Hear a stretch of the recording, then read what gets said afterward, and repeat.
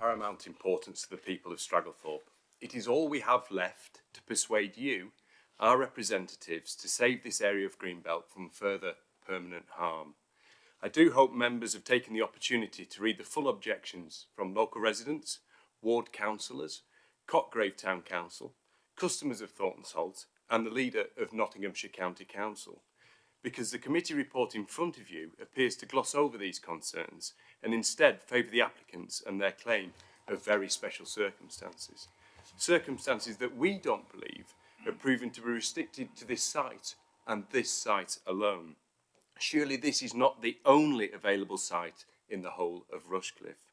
Concerns have been raised on the unsustainable increase in traffic. Our rural road network is already under considerable strain.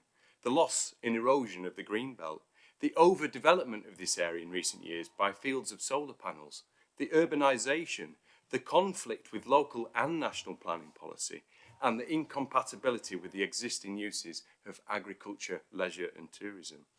No doubt there's a strong desire, possibly even need for a better crematorium in Rushcliffe, but we also need schools, we need GP surgeries, we need housing, and we need spaces and places for people to escape the stresses and strains of modern life. Places like Stragglethorpe and my business Thornton's Holt, where children can ride their bikes, climb trees, buy their first lollipop or ice cream, where mum, dad, grandad and granny can all relax and unwind, knowing their children are playing safely, enjoying the space and freedom no longer afforded on a modern housing estate or busy road. The committee report in front of you claims that my business will not be significantly affected by the proposal, as a crematorium will simply not be seen from Thornton's Holt. What nonsense! Customers will see the crematorium signs. They will wait for the funeral cortege to pass before crossing the road in their shorts, flip-flops and sunglasses. They will cycle or walk around the crematorium on their family outing along the new multi-user path. They will see it as they explore the area, spending the $750,000 they do each year in the local economy. They will see it on the map. They will see it on Google Earth. They will see it on internet reviews as they search for the perfect location for their precious family holiday. And who will choose to camp outdoors next door to a crematorium? Our customers will see it. They may even smell it. They certainly will sense it. How could this proposed development not affect us? What remains of Stragglethorpe's character and Greenbelt is important and deserves protection. After spending 30 years investing huge amounts of time and money into creating one of the East Midlands' premier camping parks, my family faces the prospect of being located next to a temporary, unattractive and uncontrollable traveller's site and a crematorium. An area that was, just a few short years ago, part of England's green and pleasant land, somewhere our predecessors thought so important that it deserved the permanent protection of Greenbelt status, will become urbanised, scarred by inappropriate development. Our hard work will have been wasted. So it falls to you, the nominated custodians and stewards of the Greenbelt, to restore our faith in the democratic planning system and decide whether the real price for this development is worth paying. Is a crematorium in this location so urgently desired that it should override the protection promised in Rushcliffe's Local Plan Part 2? Policy 31 states, across the borough, the council will resist planning applications which will have an adverse impact on tourist and leisure facilities. Will it? It also states the borough will maximise the potential of tourism and leisure in the area. Is Project Crematorium much more important than the permanent protection of our Greenbelt? Much more important than the genuine concerns of local residents and councillors, the traffic issues, the overdevelopment, the conflict with the multi-user path and surrounding land uses? And is it more important than the survival of a long-established, well-known family business? You may choose to listen to council officers who look at numbers, documents and spreadsheets, or you may listen to those of us who will have to live with the consequences and problems that will arise in our everyday lives. Stragglethorpe is special and Thornton's Holt unique within Rushcliffe. So with the full support of those here with me tonight, I urge you to do the right thing, refuse this application and ask the applicants to use their knowledge and experience to find another, more suitable location. Thank you.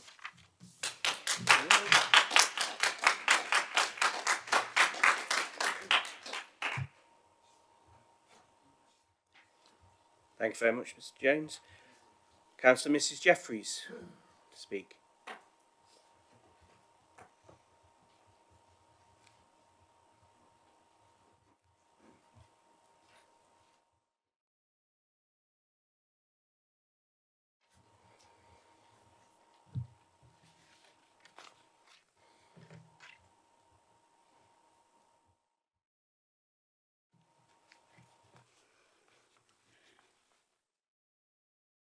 I have not spoken with any of you on this application. I'm a member for Cotgrave Town Council and Rushcliffe Borough Council, and I have been asked by the owners of Thornton Holt Caravan Park to speak on their behalf. You have in front of you and have read 58 pages of submissions. But this is not just about planning, it's about ordinary people, like the owners of Thornton Holt Caravan site, whose very livelihood is threatened, who have spent years making it a much applauded and commended place to stay. It's about the people who spend precious time there, enjoying and relaxing away from the stresses of their working life. I fully support all the criticisms. It is all about the ordinary people of Cotgrave. I and my husband went to live there in 1963, and the colliery had opened the previous year. Men came from all over Britain. They were promising dads, sons and grandsons work for life. The pit closed in 1993, and the heart went out of Cotgrave. And what followed was years of desolation and despair. But Cotgrave people are resilient, they're kind and caring, and better days came. Rushcliffe Borough Council over the last few years has done much for us. We are grateful. The new hub, new facilities, so much to appreciate. And look at us now. We have annually Cotgrave Festival, bonfire and fireworks night, Christmas light celebration, Christmas dinner for old age pensioners, open gardens, country park, Positive Futures apprenticeship scheme supported, Citizens Advice Bureau, Women's Institute. Our schools are flourishing, and we have much pride in having the Ashley School in Cotgrave. We have 3 splendid churches that are overflowing. And recently, the green route on the old Colliery Raid track. But last Saturday, an open meeting on our buses was held, and Trent Barton agreed that our route only warranted their old buses. And some of us in Cotgrave feel that there is not a need for another cremation centre, and if there is, why should it be dumped in Cotgrave? We appreciated that another crematorium may be needed, but we feel that this is not the place. The road from the A46, which goes to the A52, has vehicles travelling at 60 miles an hour.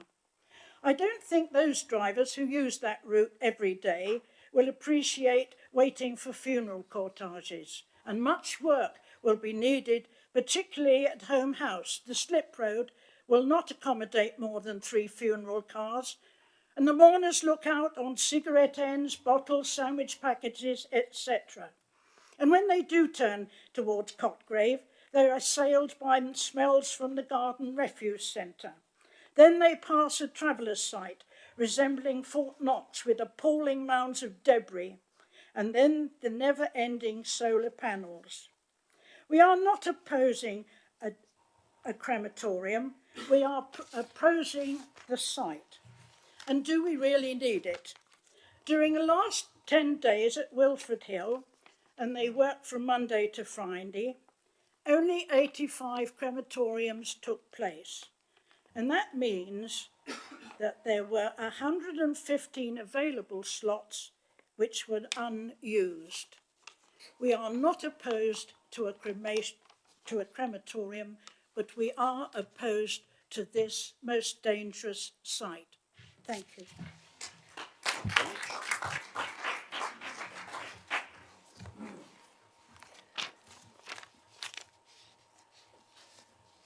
Thank you. We've heard the public speakers, and to summarise, Mr Marshall, on behalf of the applicant, explained that the facility would be closer to its catchment area and would offer improved facilities.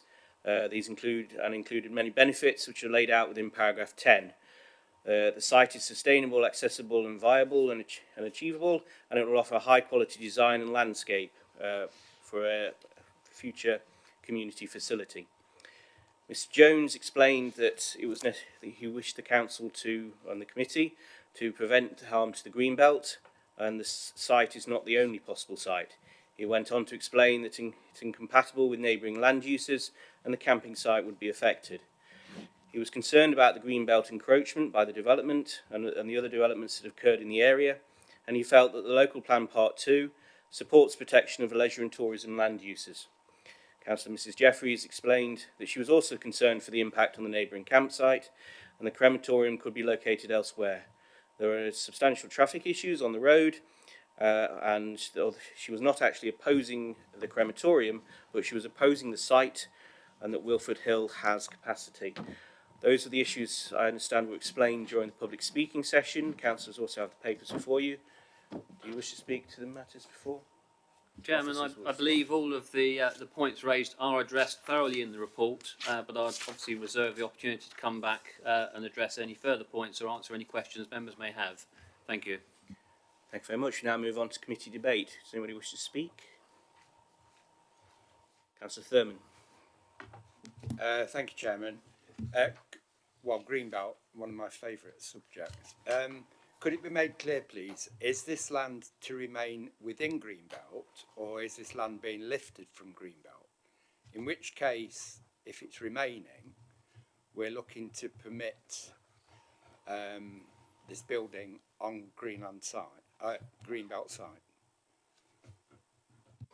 Do you want to well, would the officers wish to respond? Do you want me to respond?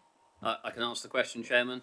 Chairman, the site is within the Greenbelt. That designation cannot be underestimated, and members should give that significant weight. If members were minded to grant planning permission on the basis that, as set out in the report, there are very special circumstances, the site would remain within the Greenbelt. So it would stay as Greenbelt. It wouldn't be lifted out of the Greenbelt. Certainly not unless there was a further review of the Greenbelt undertaken at some future date. Thank you, Chairman. To come back, we're looking to permit development on Greenbelt land. That's basically what we're looking at, isn't it? It's recognised within the report that this is inappropriate development within the Greenbelt. What is being suggested is that there are qualitative or quantitative needs within the borough that form a very special circumstances that allow when balanced against the harm to the Greenbelt, mean that the application should go ahead in the eyes of the applicant and the officer's report, I think is the correct way of saying it. Correct, Chairman. Chairman, if I can add to that, again, we don't underestimate the value of the Greenbelt. Obviously, members will be aware that as set out in paragraph 145 and 146, there are categories of development which can be allowed in Greenbelt. Further development which may be deemed inappropriate can also be allowed in Greenbelt situations where the applicant or the local authority consider that there are very special circumstances which outweigh that harm. So it doesn't necessarily totally preclude development in the Greenbelt, the fact that it's Greenbelt. As I say, there are circumstances, as we've explained, where development can be allowed in the Greenbelt. Thank you. Councillor Hull has indicated she wishes to speak next. Oh, so it's Councillor Edwards has indicated, sorry. Two very quick questions to start with, Chair. The appraisal makes no comments about the impact of the proposed development on the traveller site, and I'd welcome some comments from the officers on that. Secondly, and this may sound a side issue, but the funeral director's limbs provide a service of horse-drawn corteges which run right from the city centre up to Wilford Hill. That is perfectly feasible in the 30-mile-an-hour area, and they go over Trent Bridge and all up Loughborough Road. I would argue that horse-drawn corteges are not suitable in relation to this proposed application, along the A52, it would just be too hazardous for words. In that case, if this were to go ahead, could there be a condition inserted that that wouldn't be permitted in this application? I think I'll let the officers respond to that one.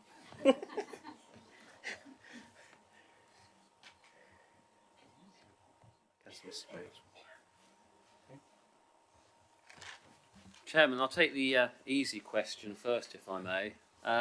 In terms of the impact on the traveller site, your officers have considered the impact of this proposal on the area in general, including nearby residential properties. I don't think necessarily we make specific reference to certain other properties in the area, but that assessment has been carried out, and your officers are satisfied that the development would not cause unacceptable impacts to the amenities of residents in the area, including the travellers' site. In terms of the horse-drawn carriage issue, Chairman, that's a difficult one. We haven't specifically asked Highways the issue about horse-drawn cortèges. Clearly, they have been consulted on the application. They raised no objection. Whether it could be the subject of a condition is an interesting point, Chairman. Potentially, yes, but I guess to a certain extent also there is a question of the actual funeral directors providing the appropriate means of transport given location. So again, it's a difficult one. I can't provide you with a categoric answer, Chairman, because we haven't actually raised that particular issue with the Highway Authority.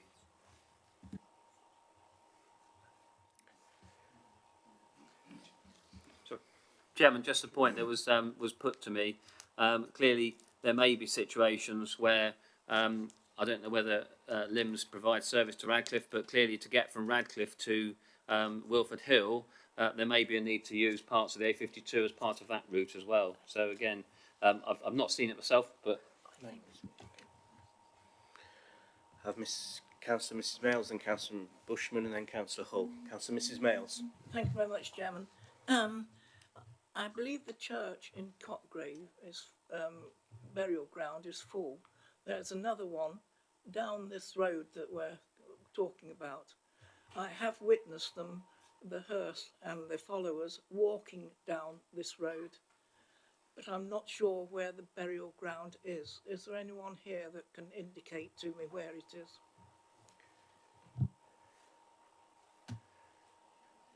The officers may wish to indicate on the map. Chairman, it's not on the map in front of you. I'm not sure if Councillor Miles is referring to the green burial ground or woodland burial ground, which is near the entrance to the colliery site where they've put the new roundabout in. On the issue of cortèges stopping and walking, certainly my experience of those situations is that the cortège does not necessarily stop until it gets to a point where it is conducive to that type of arrangement. So I wouldn't foresee a funeral cortège stopping on the A52 for people to get out and follow the cortège in. I would imagine that would happen somewhere potentially along, depending on which direction they're coming from, Stragglethorpe Road or on Main Street. Okay. Councillor Bushman. I think that this application is totally Microphone, inappropriate, please. especially because Microphone, please. Thank you. yes, I think that this application is totally inappropriate, especially because it's Greenbelt. Now, in the summary given by the applicant regarding what benefits there may be regarding having this crematorium built there, it's said by the applicant that the employment benefits are 3 to 4 for full-time skilled jobs. Well, I could point out to the fact that the caravan park exactly employs 12 people. The Shepherd's Public House employs up to 20 people, and there are many people who are employed with regards to the golf club. Indirect benefits to the rural economy, so the applicant states, is local florists. Well, there's none there. there might well be 1.5 miles away up in Cockgrave. Petrol stations, there are 2. They are a mile apart from that location. Shops, there are none, apart from Cockgrave, and cafes, and especially pubs and restaurants for wakes are got. No one whose funeral is going to be at the crematorium is going to have a wake in the Shepherds. I spoke to the manager there and said, no, it won't happen, because they will return to the location where the recipient came from, i.e. Bingham or whatever, and they'd have their wake there. So I can't see that the Shepherds is going to qualify with regards to any benefit here. The Shepherds actually does extremely well with the customers from the caravan park. They are quite happy about that. Now, the caravan park has 188 positions for family, caravans, and this, that, and the other. That's a lot of people that can go to the Shepherds. And they can also go to the golf club, to the restaurants. With regards to cafes, apart from the pub and the golf club, there are none locally. There are, on the main road, a Indian restaurant. However, this location is totally wrong. It's exactly in the wrong place as far as these 3 businesses are concerned. It is not going to help these businesses unless a golf ball comes flying over from the golf course, but there we are. I think, and I shall certainly not vote for this application to be approved. Thank you very much. Councillor Hull, my friend. Councillor Hull has indicated she wishes to speak. Thank you, Chair.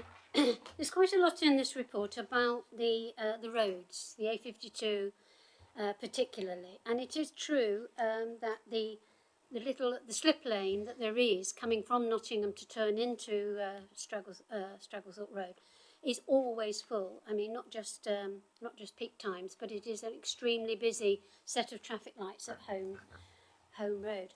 And I would like to see that there was going to, if this application goes forward, that there would be something which prevents any building taking place until the highways have agreed to do something about that. They've discussed it, but in view of all the roadworks that's just recently gone on the A52, I can understand their reluctance to actually do it. But I think if we are encouraging traffic from the Nottinghamshire area, we are going to need something doing to that particular junction. Now, I also want to talk about the junction of Stragglethorpe Road and Main Road, because that also does seem to be a bit of a bottleneck. And once you've come from Nottingham or just turned left from Bingham to come into this Stragglethorpe Road, there's usually quite a lot of cars queuing to turn right into Main Road and going up to Cockgrave Town Centre. Now, it says in the report on page 21, paragraph 25, that they understand that the problems occur occasionally during the peak hours when commuter traffic is at its heaviest. It also says in the report a bit further down that peak traffic is generally, as we know it, between 8 and 9:30. However, the crematorium is open between 9:30 and 4:30. So the probability of hearses being in the vicinity when it is peak traffic is quite remote. However, I do think the situation does occur. My second point, throughout all of this particular, the objections in particular, I think from the photographs that the officer has showed us, there seems to be an enormous amount of boundary treatment all the way around the particular site. And the actual plan indicates this memorial garden, which will take up an awful lot of greenery, lots of trees and stuff like that. So thank you very, very much. So I don't think the objection is so much that the people of Thornton Holt will see this. It's the fact that it's there, whether they can see it or not, and the fact that it's on the signposting. Now, everyone knows if you go to another town, a crematorium in a town is always signposted. It has to be, because there's people coming from far and wide. So I think it's more about perception than it is actual physically seeing a crematorium. So quite honestly, at the moment, I'm just undecided, so I'll leave it for somebody else to make a decision. Thank you. Okay, thank you very much. Mr. Pegram will speak to the issues being raised. Thank you, Chairman. There's a couple of issues raised by past speakers which I feel I need to come back on. I'll start with the highways issue. Chairman, I've said it before and I know members don't like this. Highways England have been consulted on this application, as have the County Highways Authority. They do not object to this application. They have considered the application thoroughly. Highways England have not, who are responsible for the trunk road, have not requested any improvements to the Stragglethorpe junction. And similarly, the Highway Authority has not required any improvements to Stragglethorpe Road, Main Road junction. It's particularly pertinent, Chairman, that the majority of cremations take place outside of peak hours. So clearly, yes, peak hours, the Stragglethorpe junction may be under pressure, it may suffer capacity issues, but clearly the majority of cremations here and at other sites would take place outside of those peak hours. Chairman, I'm not going to underestimate the importance of the Greenbelt. I've said it several times, and clearly I've said members should give that factor significant weight. In terms of why here, why in the Greenbelt, members will be very familiar with the Greenbelt boundary that it applies to the Rushcliffe area. It's quite extensive, and it's quite extensive around the principal urban area, i.e. around West Bridgeford, stretching out to Bingham. The applicant did undertake quite a significant site search and look at the needs of the area in terms of existing crematoria facilities. It narrowed it down to this area to provide a facility which would effectively fill a hole in the existing coverage. I think even if members decide this is not the right site, in order to serve the population that this is intended to serve, it's inevitable that we would be looking at a site within the Green Belt. So as I say, it's not a case, we can't look for a site beyond the A46 or, dare I say, down towards East Leek and Sutton Bonington. Those areas would simply not serve the area that this facility is intended to serve. Hopefully that provides some explanation as to why here. Thank you, Chairman. Councillor Clark is the next councillor to indicate to speak. Thank you, Chairman. Well, I share something in common with Councillor Hull, because I haven't decided yet whether I'm in favour or against this application. What I do have is rather a lot of questions, Chairman. I don't know whether you want to, well, take a few at a time, or see how the officers progress.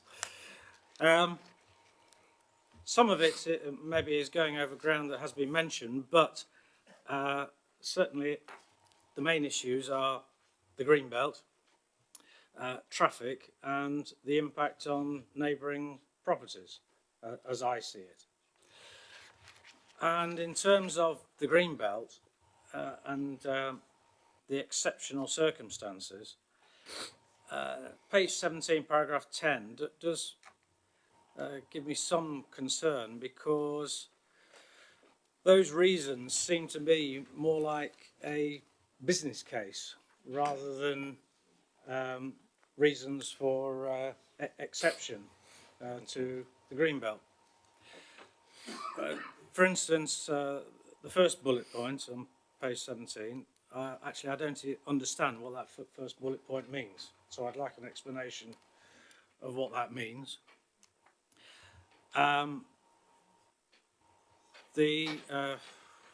it says opportunity for the borough to have its own civic facility, I'm not sure that's a planning reason in terms of Greenbelt. Greater choice in the provision of crematoria, I would have thought that's more of a business case rather than a planning reason. Similarly, going down to just over halfway, economic clawback from lost trade, that seems to be more like a business case rather than a planning reason. And a couple further down, further economic benefits from support services, same reason. I would have thought that's a business case. And well, the last bullet point, yeah, that's Not quite sure how the last bullet point fits in. I do have lots of other questions, but I don't know whether would it be appropriate. Would the officers like to respond to sort of that bit first? Not looking at me with enthusiasm, but I suspect. Chairman, right, here we go. Qualitative and quantitative issues are found in previous appeal cases to be a material planning consideration. In terms of the quantitative, it's not only a case, you look at the practical capacity of a crematorium, and I know Councillor Jeffreys mentioned earlier about the fact that there are a certain number of cremations at Wilford Hill over the last week and so many slots that were spare. You would have seen the comments from the funeral directors in the report that have supported this proposal, and effectively it's a case that there are certainly there, and again this also comes down to the qualitative aspect, there are certain slots in the day that are preferred by mourners for a service. So there is a practical capacity. Clearly, if you had a conveyor belt situation where you started at 9:30 in the morning and finished at 4:30 in the afternoon, you would significantly increase your capacity. But given the fact that mourners obviously have preference for slots, times of day, etc., there's a practical capacity issue. In terms of the qualitative, you heard mentioned earlier about, and I think it's referred to possibly in the report, about the times that mourners have to wait for a service. So again, there's a qualitative aspect if we can increase, if the proposal increases the, or decreases, I should say, the waiting time for mourners. Clearly, it's a difficult time for anyone who's lost a relative or a close one. You don't want to prolong that period, and therefore there's a quantitative and qualitative aspect. Does that hopefully explain those points? And as I say, in previous appeal decisions, it is found to be a material planning consideration. Chairman, no, it doesn't, because I was asking what's its relevance to Greenbelt policy. Mr. Pegham's explained it as a planning reason for a planning application, and I accept that. But what's its relevance to Greenbelt policy? I can deal with that, Chairman. Chairman, need is rarely a planning consideration, but when we're dealing with something in the Greenbelt, clearly we're looking at very special circumstances. The qualitative and quantitative issues associated with a crematorium provide a need to deliver a service, and in that case, as I say, because of the area that the facility is required to serve, the lack of coverage, if you like to call it that, from existing facilities, that it demonstrates a need for a particular location for a crematorium. So the qualitative and quantitative issues are associated with need. That is also qualitative and quantitative factors and need are deemed to be, or have been deemed to be, very special circumstances, not just by your officers, but also in previous appeal decisions on this issue. Okay, moving on. Chairman, Do you want to ask the questions about traffic and impact on neighbours, or No, we're still. Okay. if I pick off the ones I've noted, Chairman, the question was raised. Some of the issues seem to be economic or business reasons. I think those reasons, for instance, the greater choice ties in with those qualitative and quantitative issues again. So it's providing greater choice for potential mourners. The economic benefits from this development, Chairman, economic benefits are a material planning consideration. So, for instance, taking a different example, a dwelling or dwellings in a rural village that support the local facilities, that is a material planning consideration that may carry weight in a planning balance. This is a similar situation where this proposal could bring benefits to local businesses. Members will have to draw their own conclusion as to whether places like the Shepherd's Rest or the Nottinghamshire might benefit, but generally speaking, Chairman, that is the argument, if you like, for that bullet points being in there. Clearly, Chairman, those bullet points in paragraph 10 are the bullet points put forward by the applicant. Your officers have considered those in the report. We've gone into some detail in respect of in some aspects, as I say, certainly in terms of qualitative and quantitative issues. Members clearly are the decision makers in this instance and will have to decide for themselves whether those factors, either some or all, are deemed very special circumstances which outweigh the identified harm to the Greenbelt.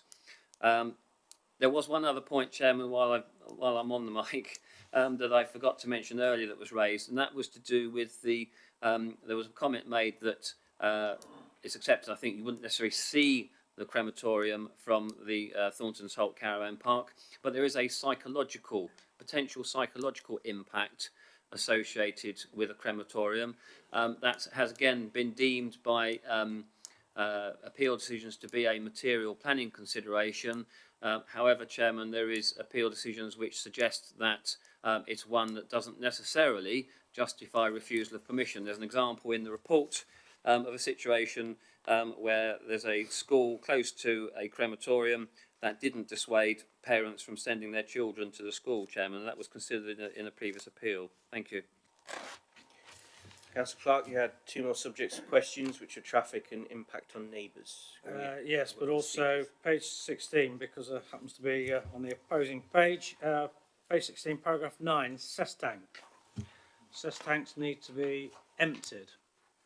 Septic tanks filter off or run off, but cesspit tanks need to be emptied. So have you any indications to how often or how many tanker movements per day, per week, per month are required? Because that's again another commercial traffic movement. Well, we'll definitely take that point on board. And your questions relating to traffic and impact on neighbours? So, in terms of traffic, there are three angles to the traffic. One's already been alluded to in terms of the A52 and the slip road coming from Nottingham towards Home House, wanting to turn right towards the proposed site. The slip road, very conveniently, today I counted, because the slip road was full, with exactly the right number of cars to fill it, and it was 12. So it can accommodate 12 cars. The difficulty would be is if there was a funeral cortege a lot longer, which obviously can happen, then the rest of the cars, because they do tend to follow each other moderately closely, don't they, in general. The last few cars, of however many it might be, could well end up being stationary in lane 2 of the dual carriageway, which could well be a considerable hazard. And I would have thought that, despite what Highways England say, because I don't necessarily always agree with what they say, quite often don't agree with what they say, should planning permission be granted, I think we should insist that Highways England do actually, and it should be part of an agreement that that slip road be lengthened to accommodate an increase in traffic. In terms of the actual site itself, have the officers got more detail of the actual access arrangements, i.e. is the road going to be widened and will there be central refuge bollards to accommodate the manoeuvres in and out? And I would have suggested that, I don't think there's been any mention of a speed limit. I would have thought that, I'm surprised the Highway Authority aren't suggesting something like a 40-mile-an-hour speed limit on that, because there's liable to be a lot of manoeuvres onto that main road from the golf club, from Shepherd's, and then from the crematorium on the other side of the road. So I would have thought that the traffic hazards would be considerably increasing. And then the third issue on traffic relates to the actual junction, could you please go back to the overhead, the Google Earth, the general view of the site, please? Yep. So I am concerned about the locals will realise that I'm referring to the junction next to the Travellers site. So for as indicated by the red cursor, that is at quite an angle.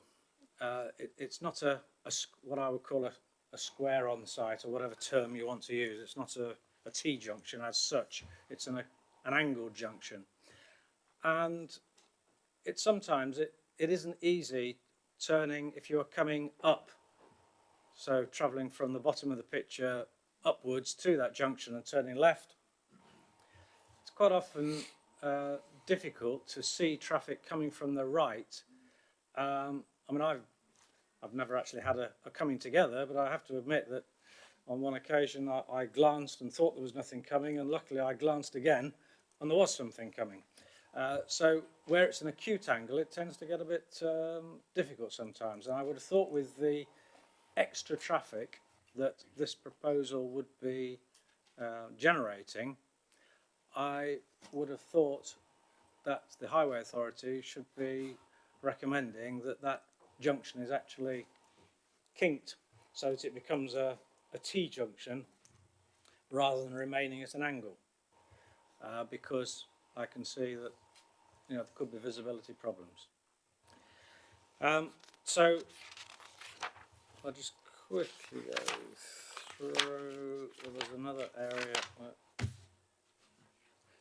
mentioned A52, mentioned that. So before I just talk about impact on neighbouring properties, is any loss of arable land a planning material consideration?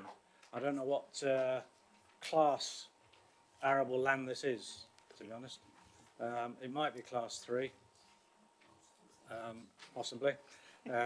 So is that a material consideration? Yes.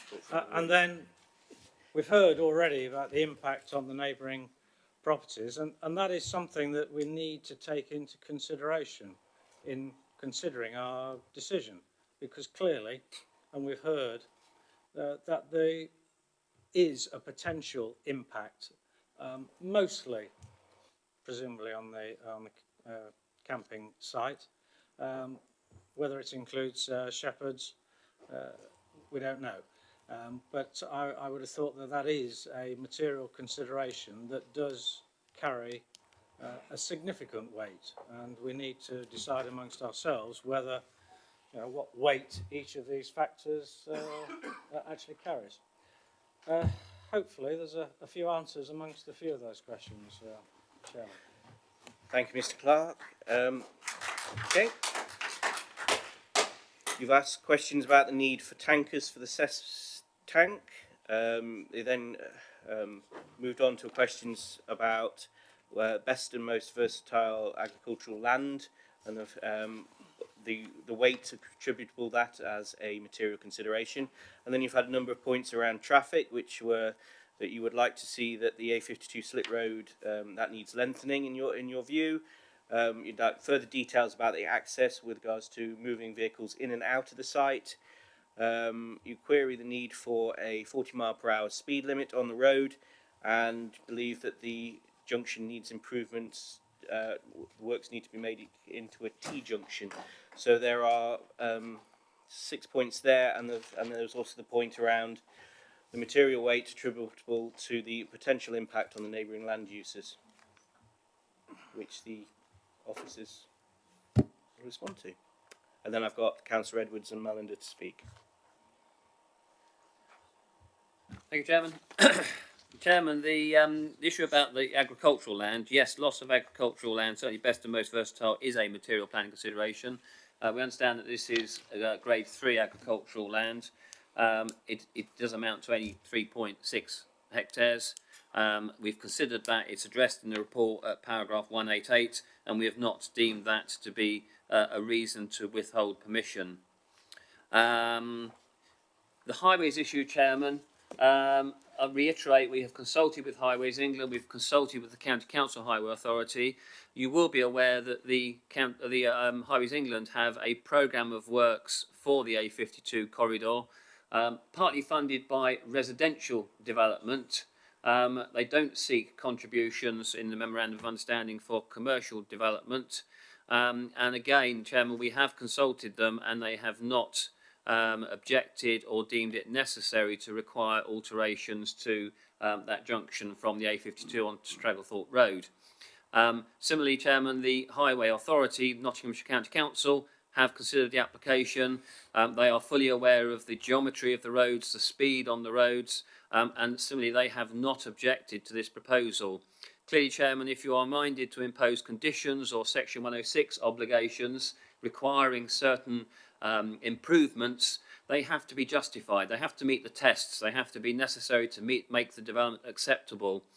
Without the support of a technical consultee requiring those or objecting on highway grounds, those requirements, in my opinion, Chairman, would not be justified. There are some improvements which are proposed. To some extent, there's a contribution through the Section 106 agreement for bus stop improvements.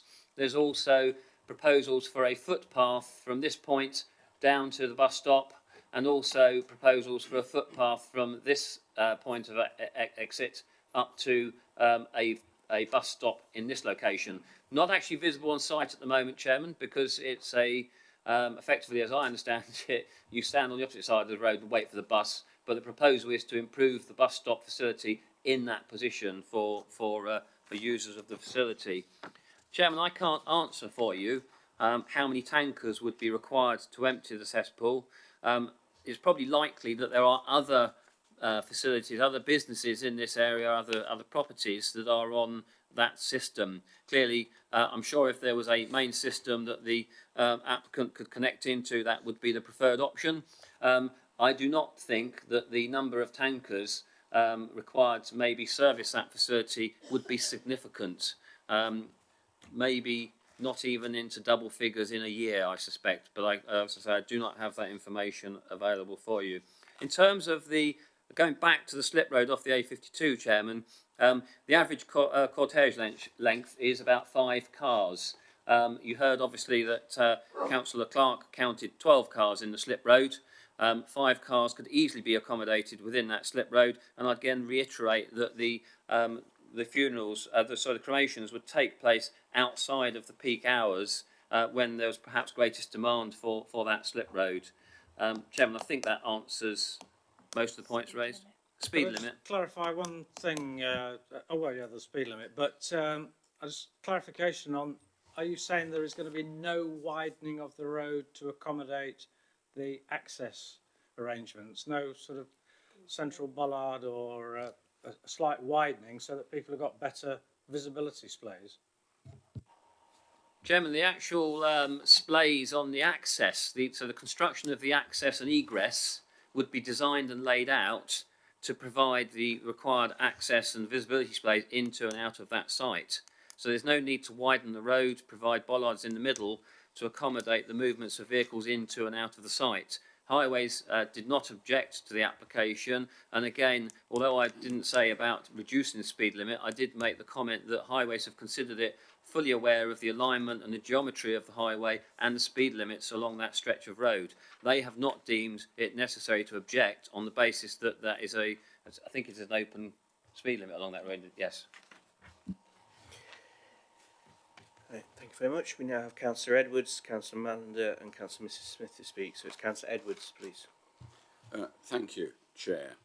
The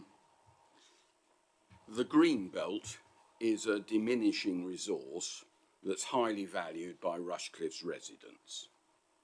As areas are taken out of the green belt to provide housing as part of the local plan, so the bar is raised and there is an increased emphasis on the duty to preserve what remains. A crematorium is an essential need, and as the planning inspector at the Gedling Inquiry noted, is a planning consideration of the highest order. We need to decide whether very special circumstances are such as to clearly outweigh the harm done by what the report accepts is inappropriate development of a crematorium in the green belt. The first key objective material criterion is whether the quantitative evidence demonstrates very special circumstances.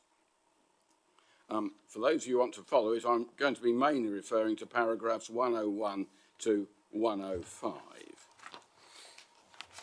The industry standard is a catchment area of 120,000 residents. Another industry standard relates to a drive time of 30 minutes. The report in para 101 shows that the catchment for this new crematorium is currently 84,446 residents, with a projected rise to 110,000 in 2026. This level of population increase, an extra 25,554 inside 7 years, appears optimistic, but still falls below the industry standard of 120,000. Falling short of the industry standard indicates that very special circumstances cannot be successfully argued on quantitative grounds of basic need. Turning to qualitative need, paragraph 105 states that this can form part of very special circumstances in planning decisions. The report in para 104 lists some shortfalls at Wilford Hill Crematorium in the quality of provision. There's no reference in the report to any consultation with Nottingham City Council, who run Wilford Hill Crematorium, regarding this application, or an opportunity for them to respond to the perceived criticisms. The City Council will commence a 5-year plan this year to upgrade facilities at Wilford Hill. This will include some changes to car parking and new seating in both chapels that will provide an increase in both capacity and comfort.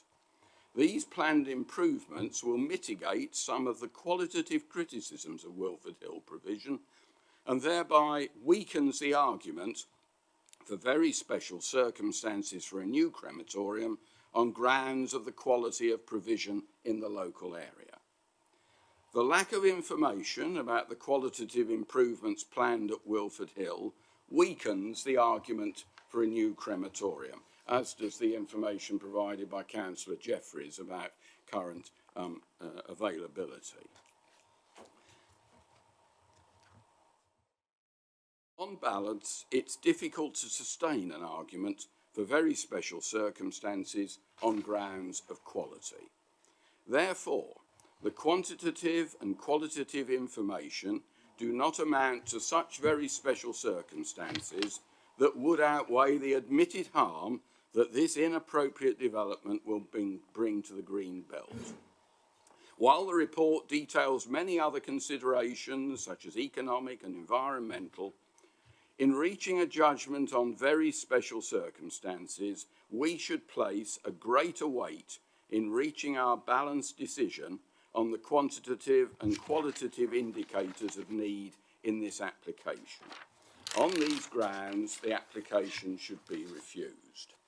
Therefore, Chair, I'd like to move a motion that the application be refused as the quantitative and qualitative data do not meet the criteria of basic need and therefore do not amount to very special circumstances that can outweigh the admitted harm of inappropriate development in the green belt.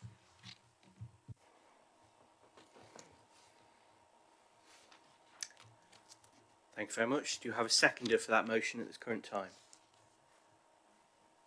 Councillor Bushman.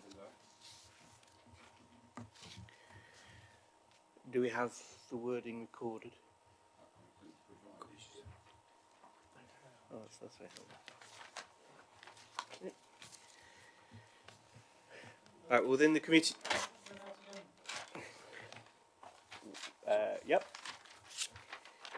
We're going to. The motion is to refuse planning permission As the quantitative and qualitative data does not meet the criteria of basic need and therefore does not amount to very special circumstances that can outweigh the admitted harm of inappropriate development in the Greenbelt. Want to pass it down and check the wording? Okay. The next person who indicated to wish to speak in the debate is Councillor Mallender. Thank you, Chair. I just wanted to ask a couple of questions, really, but I'm not sure they're all that appropriate now after the recent proposal. The first is, I was looking at the conditions, actually, in page 69, condition 22. It says there, the site shall only be open to the general public between the hours of 8 till 8 p.m, Monday to Sunday. Now, my parents are both, unfortunately, in a very similar sort of cemetery, and occasionally I go and visit them. And it's in the West Midlands, and there is a bus for me to catch for that every hour. It takes me all day on public transport, because I don't drive, to actually get there for half an hour and then come back again to Nottingham. So, but what I was asking about is should the site be open in the winter till 8 o'clock? Because no one in their right mind is going to wander round a cemetery at 8 o'clock at night when it's dark. So surely that could be 8 o'clock or dusk, whichever is foremost. So I would have thought that would have been the obvious thing. We don't want people wandering about there at 8 o'clock at night. So in the winter. Then the second thing was about well, I fully agree with what Councillor Clark was saying about the need to be a speed limit, and I would say 30 miles an hour on the road. But I do realise that, as usual, highways don't sort of seem to understand the problems that people have.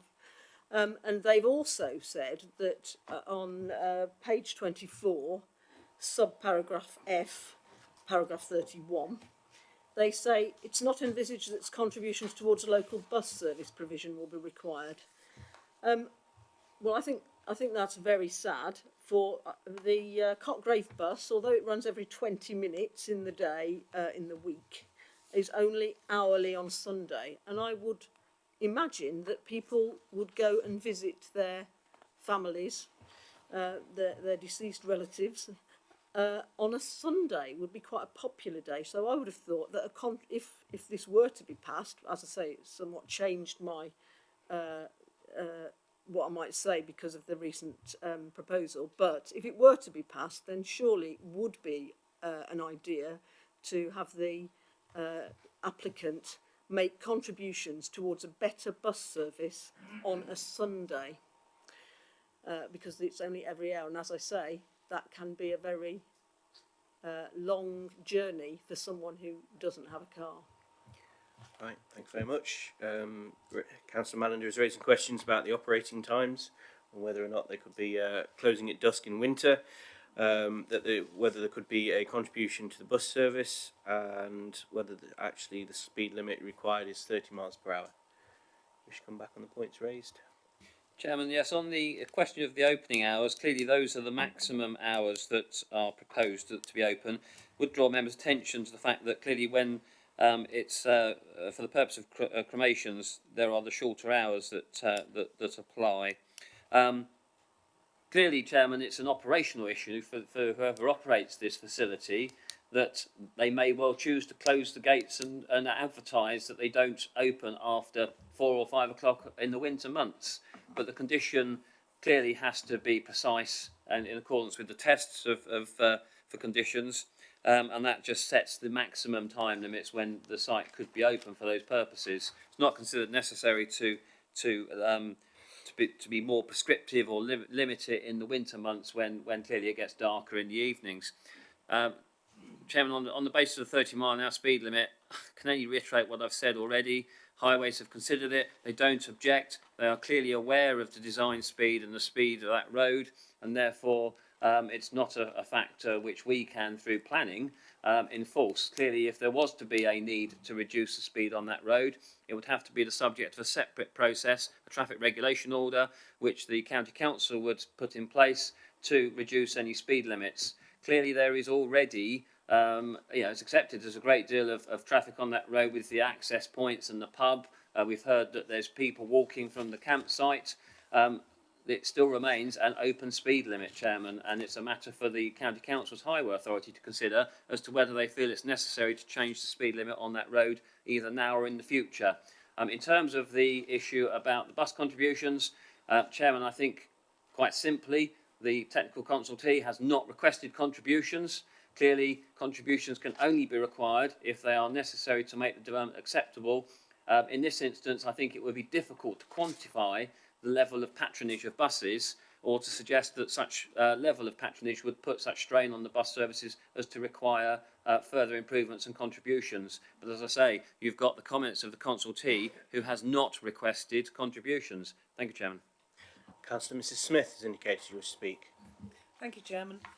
I use the A52 most days, several times a day sometimes, and when the highways people were working on the RSPCA junction and on the Croppell Road junction, my route home was up Stragglethorpe Lane.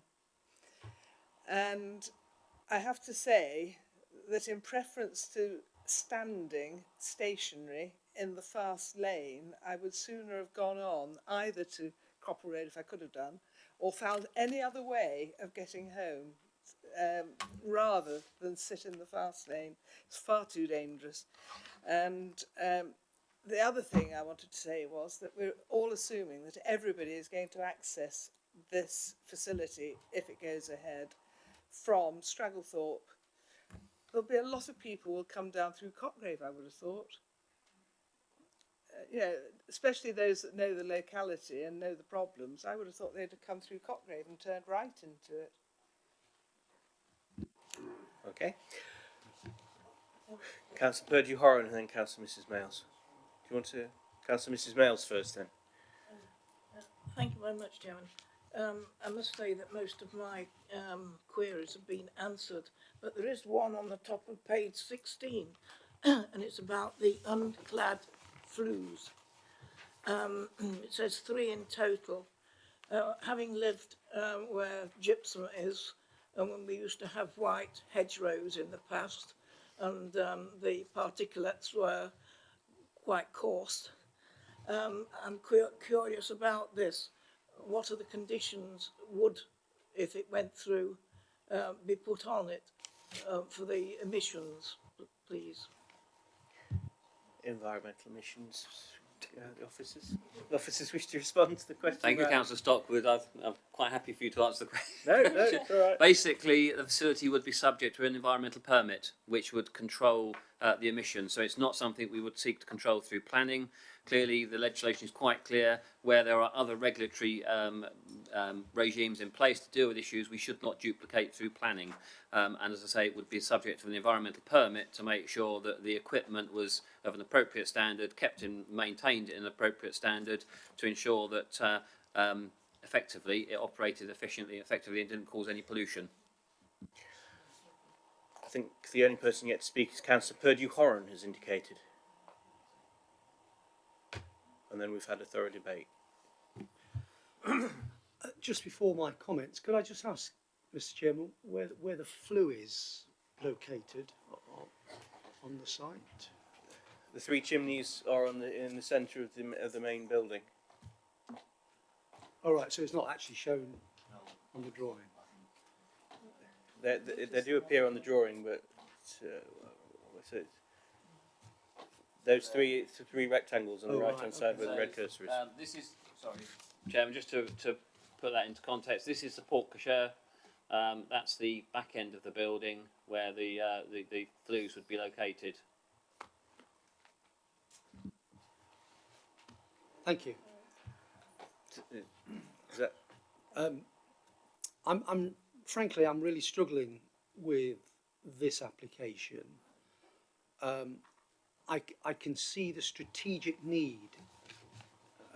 Generally, I accept there may be issues with actual statistics, but basically,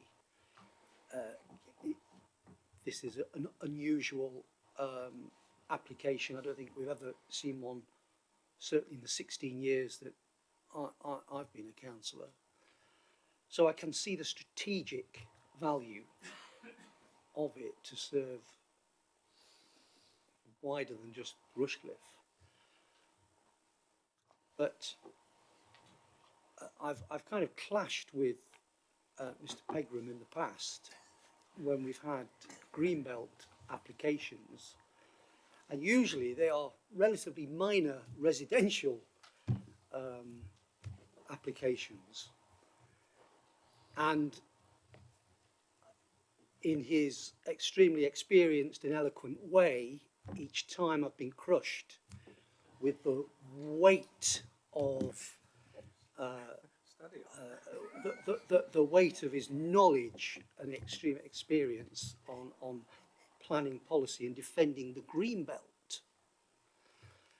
And I was particularly cheered when, despite the kitchen sink being thrown at my arguments last time, we managed to agree with an application from, I think it was Barton in Fabis, of a modest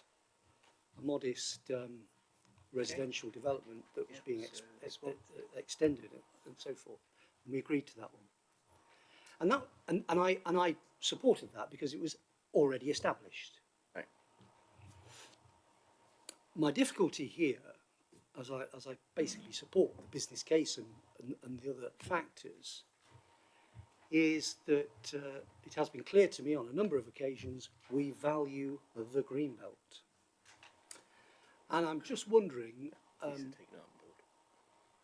if we supported this application,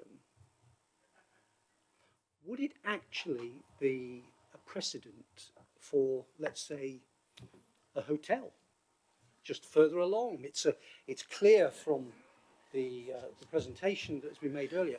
This is actually quite a significant leisure area that I've never fully appreciated. I know all the, obviously the location of the leisure facilities there, but together it is actually quite an impact and quite a large leisure area. I just wondered if I was the owner of a hotel chain, given I would argue that we need a hotel in Rushcliffe somewhere, you know, could I perhaps think, oh well, let's develop one there. Right, well, thank you for your comments, Councillor Perdue, and I think Mr. Pegram will respond to say that each application is judged on its merit, and particularly when considering inappropriate development within the Greenbelt, we would always consider the very special circumstances that are appropriate to each site, and that there's no precedent being set. And having said that, I do believe that the debate has been quite thorough.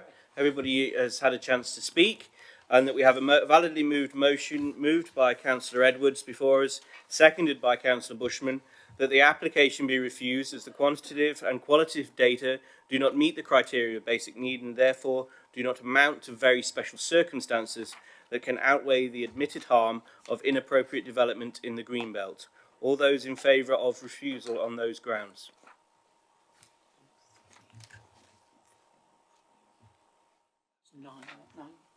Nine.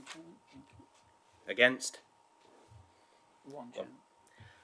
Planning permission is refused. Thank you very much.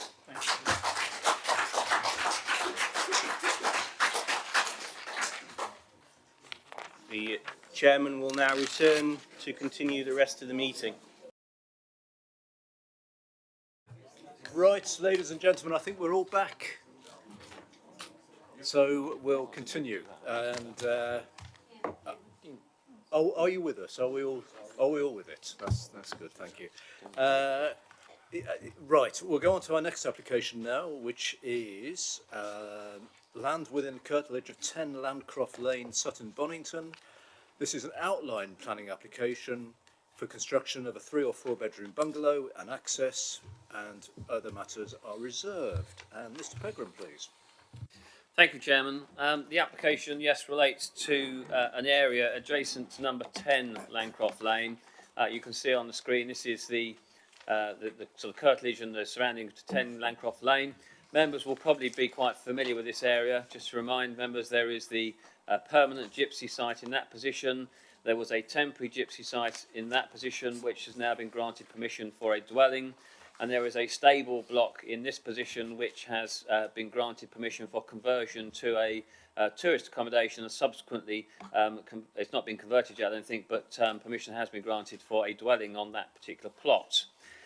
Just in terms of the context of the area, Chairman, you will be aware that the site is somewhat divorced from what I would call the settlement of Sutton Bonington, which is down southwest, 2 miles away. Thank you, Councillor. Yeah, down that way. So this needs to be considered on the basis of whether, and it's clearly, in our view, it's countryside, which is characterised by either ribbon development on the northern side of Landcroft Lane or more sporadic developments on the southern side of Landcroft Lane. Clearly, in accordance with your core strategy, Chairman, the site needs to be considered on the basis of whether or not it's local needs housing meeting a local need which should be satisfied on small-scale infill plots. As we've discussed before, there is no definition of infill, or not one that we can rely on robustly. Having said that, Chairman, we also have to consider the impact of the development on the character of the area.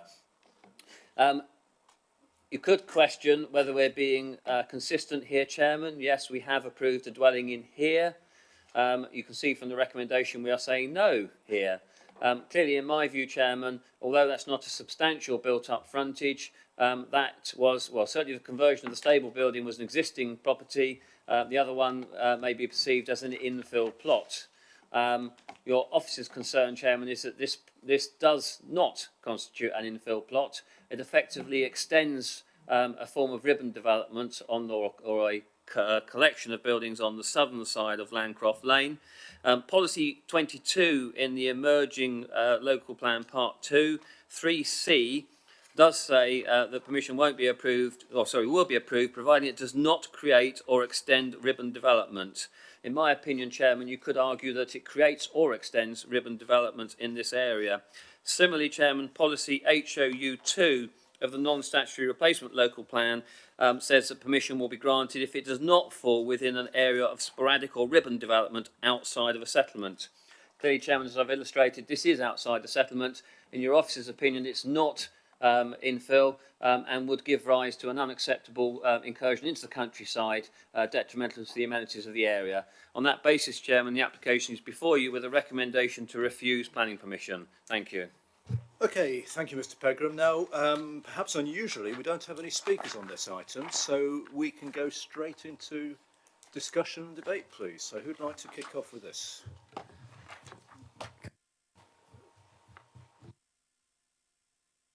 Councillor Mrs. Mayors. Thank you very much, Chairman. Well, I've just listened to everything that the planning officer has said, and that I agree with what my thoughts are on this. And I'd be very happy to propose the recommendation. Thank you. So that's the recommendation on page 79 for refusal of permission. Do you have a seconder for that, Councillor Edward? Well, sorry, that's the first hand I saw go up, so Councillor Edwards seconding. Does anyone else want to speak on this or clarify anything, or shall we make a decision? No, happy. You've got the recommendation moved and seconded. So we'll go to a vote then. So all in favour of the recommendation as shown on page 79, moved and seconded, to refuse permission for the reasons given, please show. That's unanimous. So that's, permission is refused. Thank you. Right. If only other applications were as quick. Anyway, there we are. That's the wonders of planning.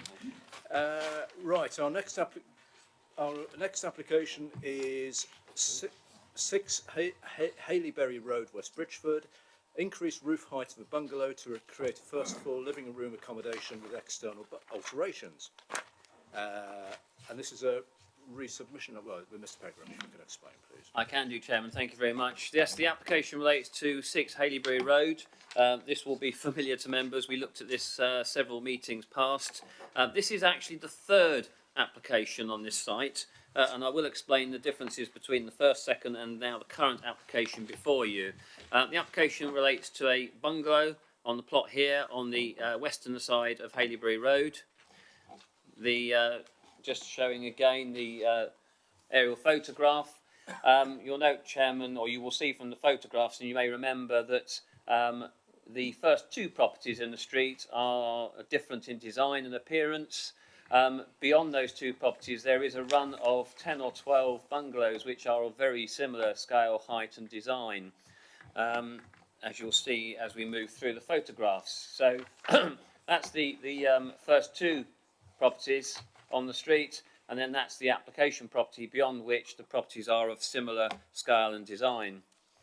Again, just moving along that row, just to confirm that point. That's looking up the other side of the road. So the opposite side of the road is characterised by two-storey dwellings.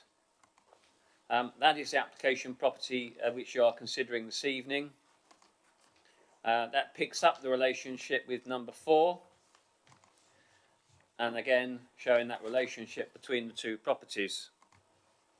That's at the relationship between between number 6 and number 8. You'll see there is a slight rise as you go up the road. And then moving to the back, that is the relationship between number 6 and number 8. That's looking at the rear of the property. And then across the rear garden of the neighbouring property. And then picking up again number 4 to the south of the site. Again, that's looking across. So that's now looking across to the back gardens of properties which are on Malvern Road. And again, that's Malvern Road. So that's one of the, if I find my cursor, that's one of the nearest properties to the application site. And then standing in that property, looking back at the application site. So you're now in the back garden of the property I showed you on Malvern Road, the last one. And then looking from within the accommodation of that dwelling, across the back garden. Again, from a different window. So, Chairman, the plans show the property as you've seen in the photographs. The scheme before you this evening is effectively to take the roof off, raise the eaves level and raise the ridge level to provide accommodation at first floor level. Some of the concerns with the previous schemes related to the amount of glazing that was in the front elevation and materials that were proposed to be used, together with the overall height and mass of the building, which members felt, certainly on the last one, would be dominant in the street scene. The proposal is now to retain the brick construction with a rendered panel in the front. And just to take you through the changes, Chairman, the first application, which I think officers refused under delegation, would have seen an increase in the eaves height of 1 metre and an increase in the ridge height of 2.8 metres. The second application, which came to committee and was refused by members, contrary to officer recommendation, was for a eaves increase of 0.9 metres and a ridge increase of 2 metres. The current scheme before you this evening raises the eaves level by 0.8 metres and raises the ridge line by 1.7 metres. So that's a reduction of 1.1 metres over the original scheme. Chairman, I think when you look at this, certainly you can see that the height is commensurate with the neighbouring properties to the north. So I said south just now, north. Clearly, if this property were sat in the middle of that row of bungalows, I think your officers might take a different view. But because it is on the end of the run, adjacent to these two properties, which are different in character, your officers have decided, on balance, Chairman, to again recommend approval as set out on page 90 of the report. Thank you. Thank you, Mr. Pegram. Now, we do have speakers on this item. We have 3 speakers.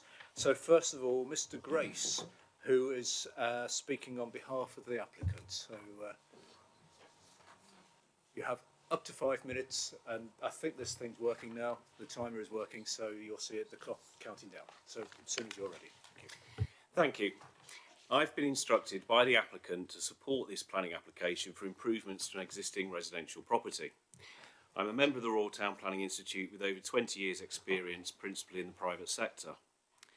I have visited the site and am very familiar with the local area, as I'm a Rushcliffe resident living off Musters Road. The existing property is not listed, and nor is it located in a conservation area. It is a home located within a predominantly residential area.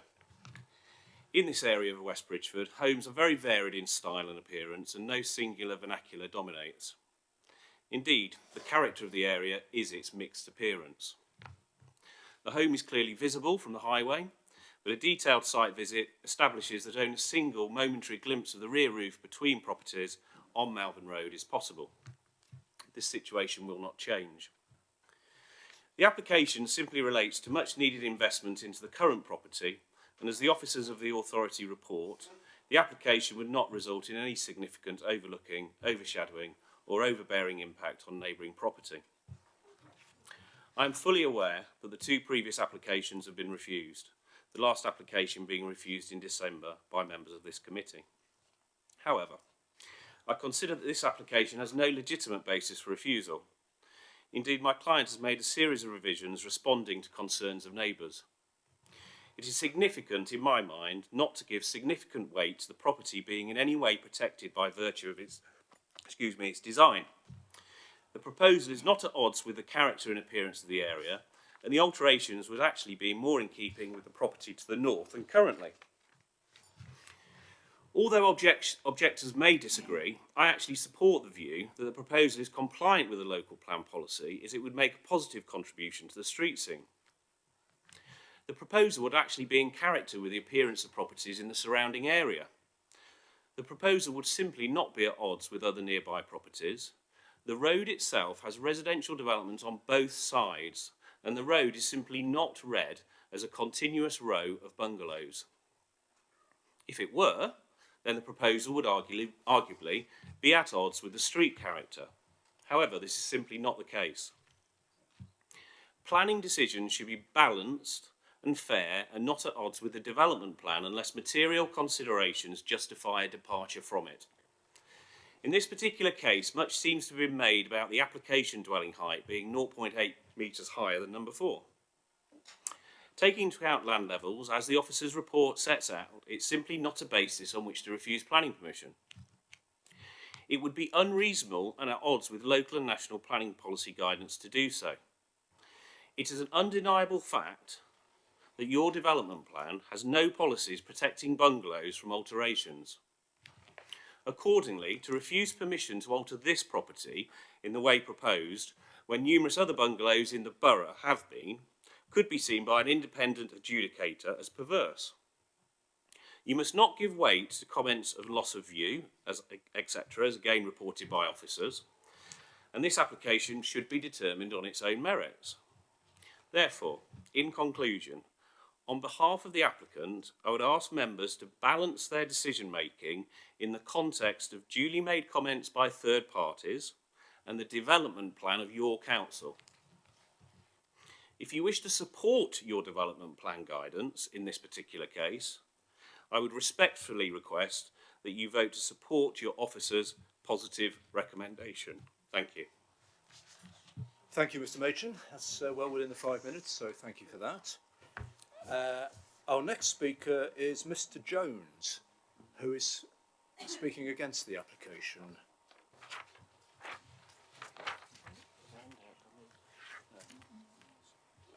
Sorry, we're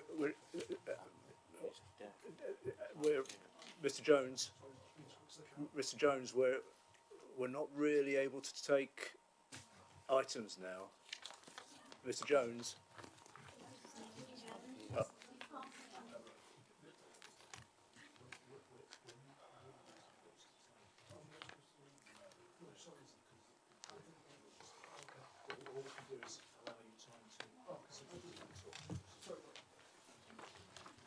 Sorry, ladies and gentlemen, I hadn't realised the.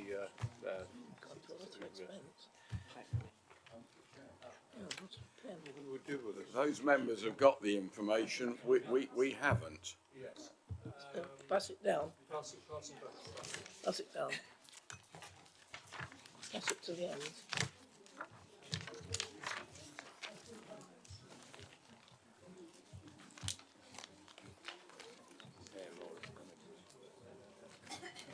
Is this all within the 5 minutes?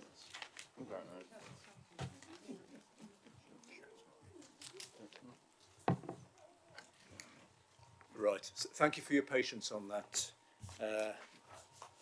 Mr. Jones. So, as you remember, you have. I know.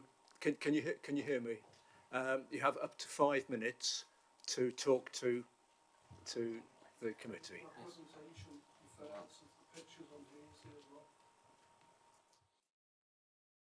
The presentation refers to the pictures, but okay. Yes.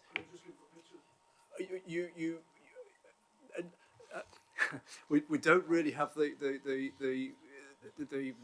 facilities to do that. Perhaps if you want to, perhaps hold it up. That might be a way of doing it. Yes. Yeah. Okay. Thank you. And as soon as you're ready, we'll. Okay. Thank you. Yes, if you press the right-hand button, the light will come on. Residents would like to thank the committee for hearing our appeal to refuse permission before the final decision is made. The residents feel that this new submission has not addressed the fundamental and primary issues that resulted in its predecessors being twice refused. With regards to primary issues, the opinions have not changed. Despite the roof height being lowered by 30 centimetres, it is still clearly a house on a row of bungalows and sits immediately adjacent to a low-level single-storey bungalow.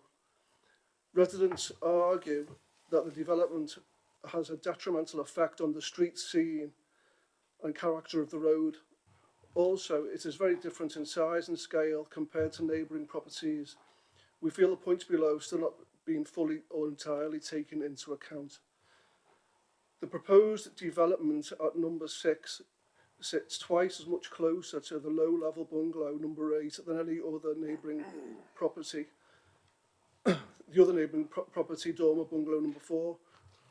We would like to make clear that both these neighbours either side to this application strongly object to it. Mr and Mrs Cavini, owners of the low-level bungalow number 8, argue it would be fair and reasonable that the final decision would be weighted to reflect the proposed development's relationship with their bungalow, the immediate and closest neighbouring property. The proposed development creates a property that presents a facade and appearance of a two-storey house to the street scene. All the other properties on that side of the road present an appearance and facade of a bungalow. We think this contravenes local planning policy 10. See pictures 1 and 3. Number 2. Bungalow number 6 protrudes approximately 2 metres further forward into the street scene than any other bungalow on the road. Raising the height and creating a large expanse of roof will be clearly visible looking laterally along the road and will totally disrupt the character and street scene, contravening planning policy number 10. The proposed development is not sympathetic to neighbouring properties, particularly its closest neighbour, number 8. It creates a two-storey house immediately adjacent to the bungalow and would create two properties sitting very close together that would be very different to each other in size, scale and appearance, contravening policy GP2. The proposed application creates an over-intensive form of development which very much overbears and dwarfs the neighbouring bungalow number 8, contravening planning policy GP2. The residents bordering the development property on Malvern Road have expressed dismay at this application. Their bungalows are located on a lower level than the proposed development. Mrs Caudry, the most severely affected, argues the raised height will create an overbearing and overlooking presence for these bungalows, creating a goldfish bowl effect at the rear of their property. Furthermore, the proposed development height is amplified because the Malvern Road bungalows are on a lower level land. Two bungalow to house conversions on the adjacent Selby Road and Musters Road have recently been approved and built, one with the same architect. Both of these bungalow to house conversions were done next to two-storey houses. The The proposed development at 6 Haley Road is adjacent to a single-storey bungalow and more remotely adjacent to a dormer bungalow, and is on the side of a road which is 100% bungalows.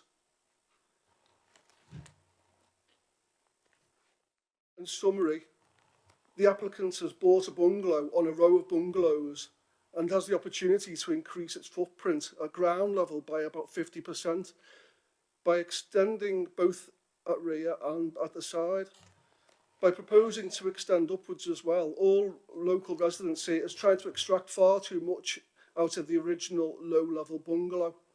More importantly, in all local and neighbouring residents' opinion, this development clearly contravenes local planning policies. Thank you. Okay, thank you. That was spot on 5 minutes, so thank you very much for that. And I've got your points. We will summarise your points. Okay, thank you. Our next speaker on this is a local ward member, Councillor Khan, please.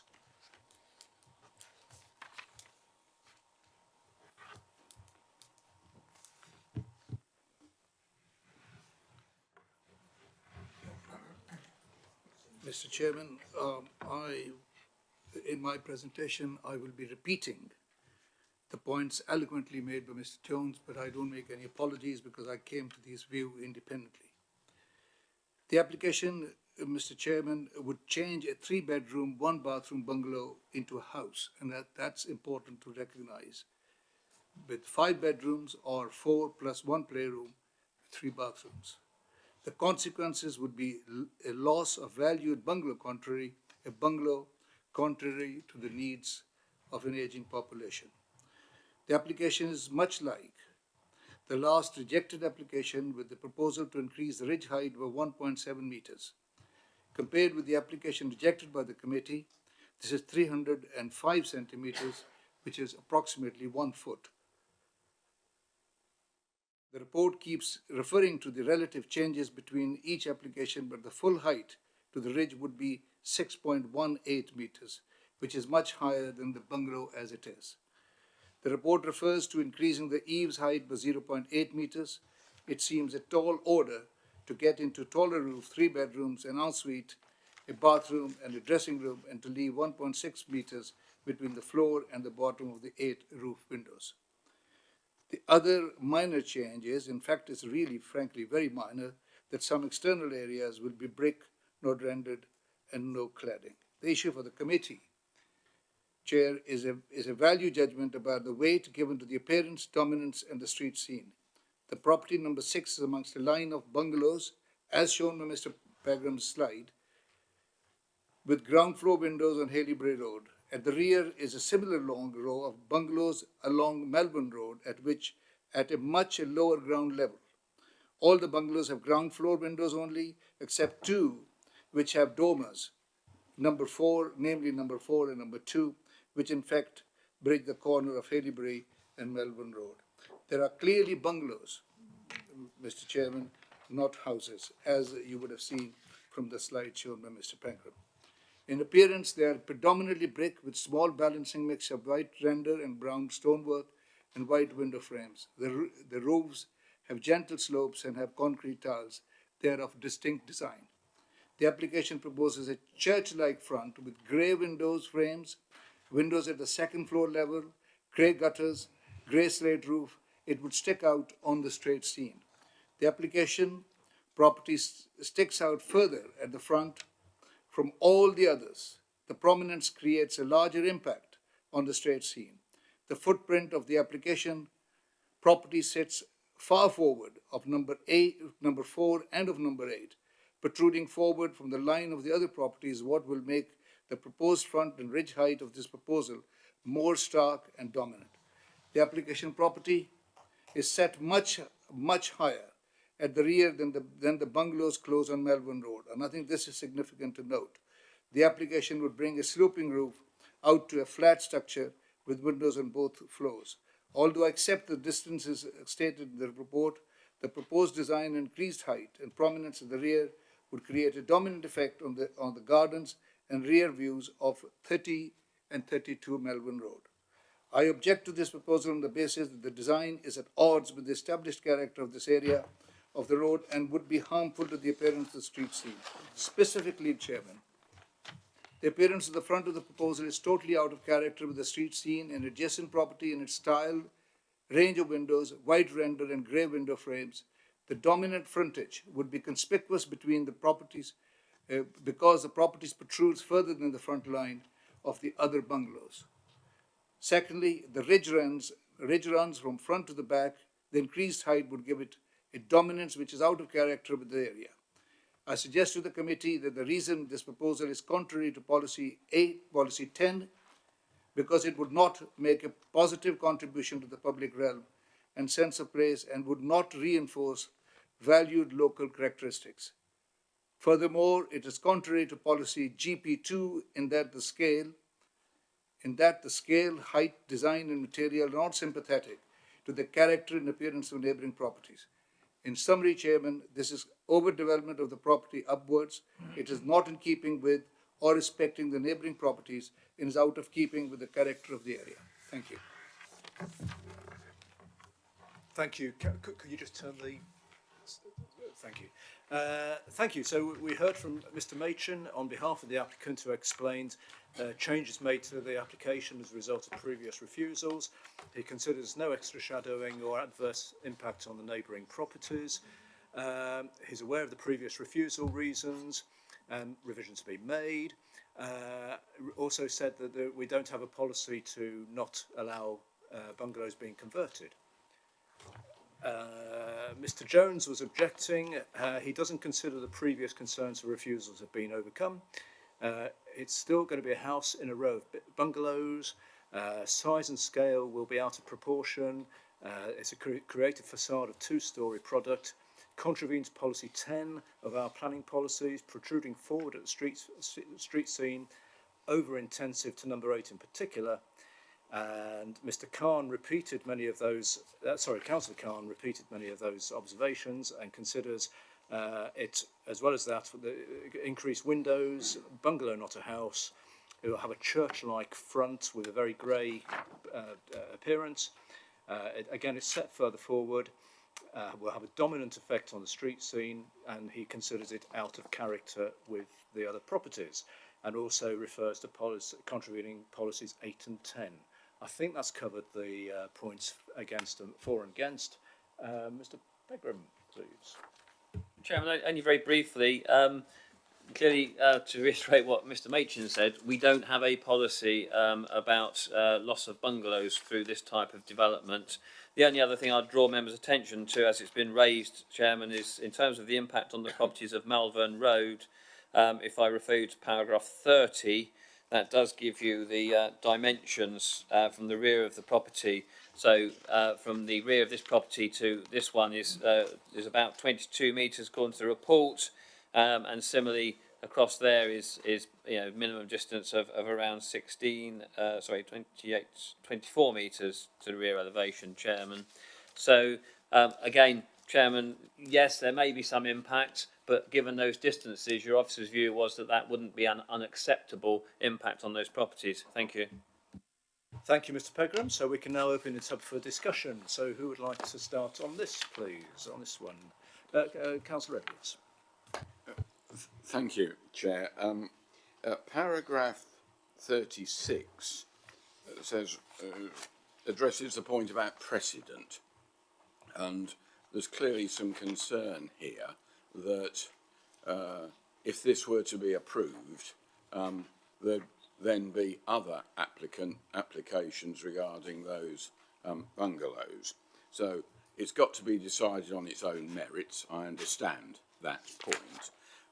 Could Mr. Pegram just tell us the difference in the ridge height of this proposal compared to the bungalow at number 4 and at number 2? Because the point that I think he was making was that 2, 4 and if 6 were allowed would form a distinct part of the street scene before you got to the other existing 8 bungalows, which are very similar. So that I just need to be reassured that the proposed ridge height is in scale to numbers 2 and 4. Thank you. We're just looking at the plans now. I'm sure we will be told that each application is indeed taking on its own individual merit and positives and negatives.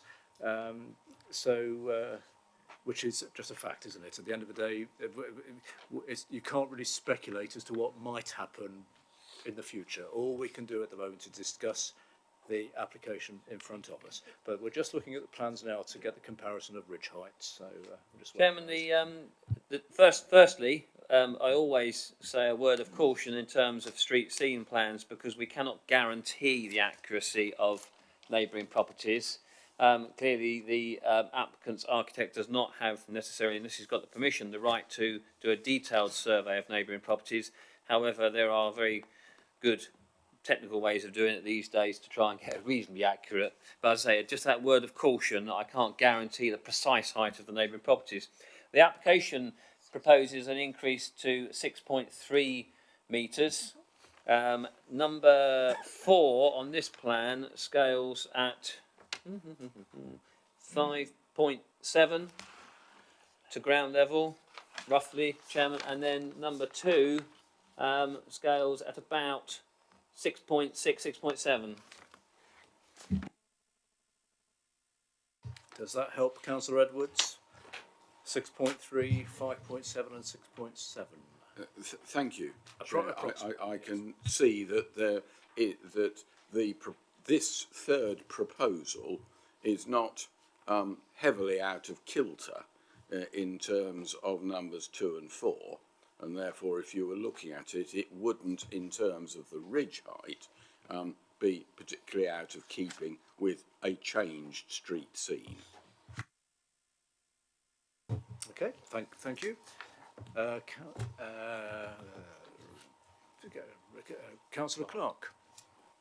Just rescued you there, Chairman. I still have concerns about the street scene and also the fact that the subject property is forward of certainly the next 1, 2, 3, 4, 5, 6 properties. And so that will accentuate it, and also the eaves height of the proposal will be, although the ridge height might be fairly similar to number 4, the eaves height will be considerably greater, and therefore to me would be starting to have a domineering effect.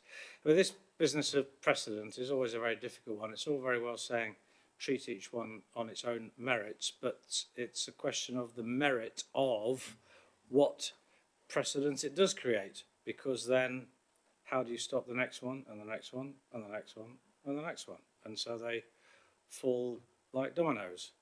And the only time you might say that it could be resisted is if suddenly number 10 or 12, 3 or 4 properties further down decided to go up, and then that becomes incongruous with both sides. So that does worry me. What I would like to know, Chairman, is on that drawing, the lower row of drawings, is it the rear elevation, the middle one? Side and rear. Yeah, the proposed rear elevation, the middle one at the bottom.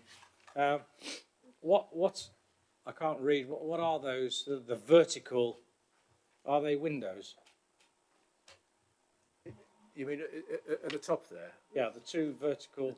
My pointer doesn't work when it's in this mode, Chairman. But yes, those 2 vertical. Hang on, off the other side of the screen. That's it. Here I come. Right. So those 2 are windows. Yes. The original, the first application included the Juliet balcony in that area, and certainly that was one of our concerns about that. It has been amended. That is bedroom. So again, we didn't feel that proposal would result in unacceptable overlooking, given that the proportion of the windows are as shown, and it serves bedroom accommodation.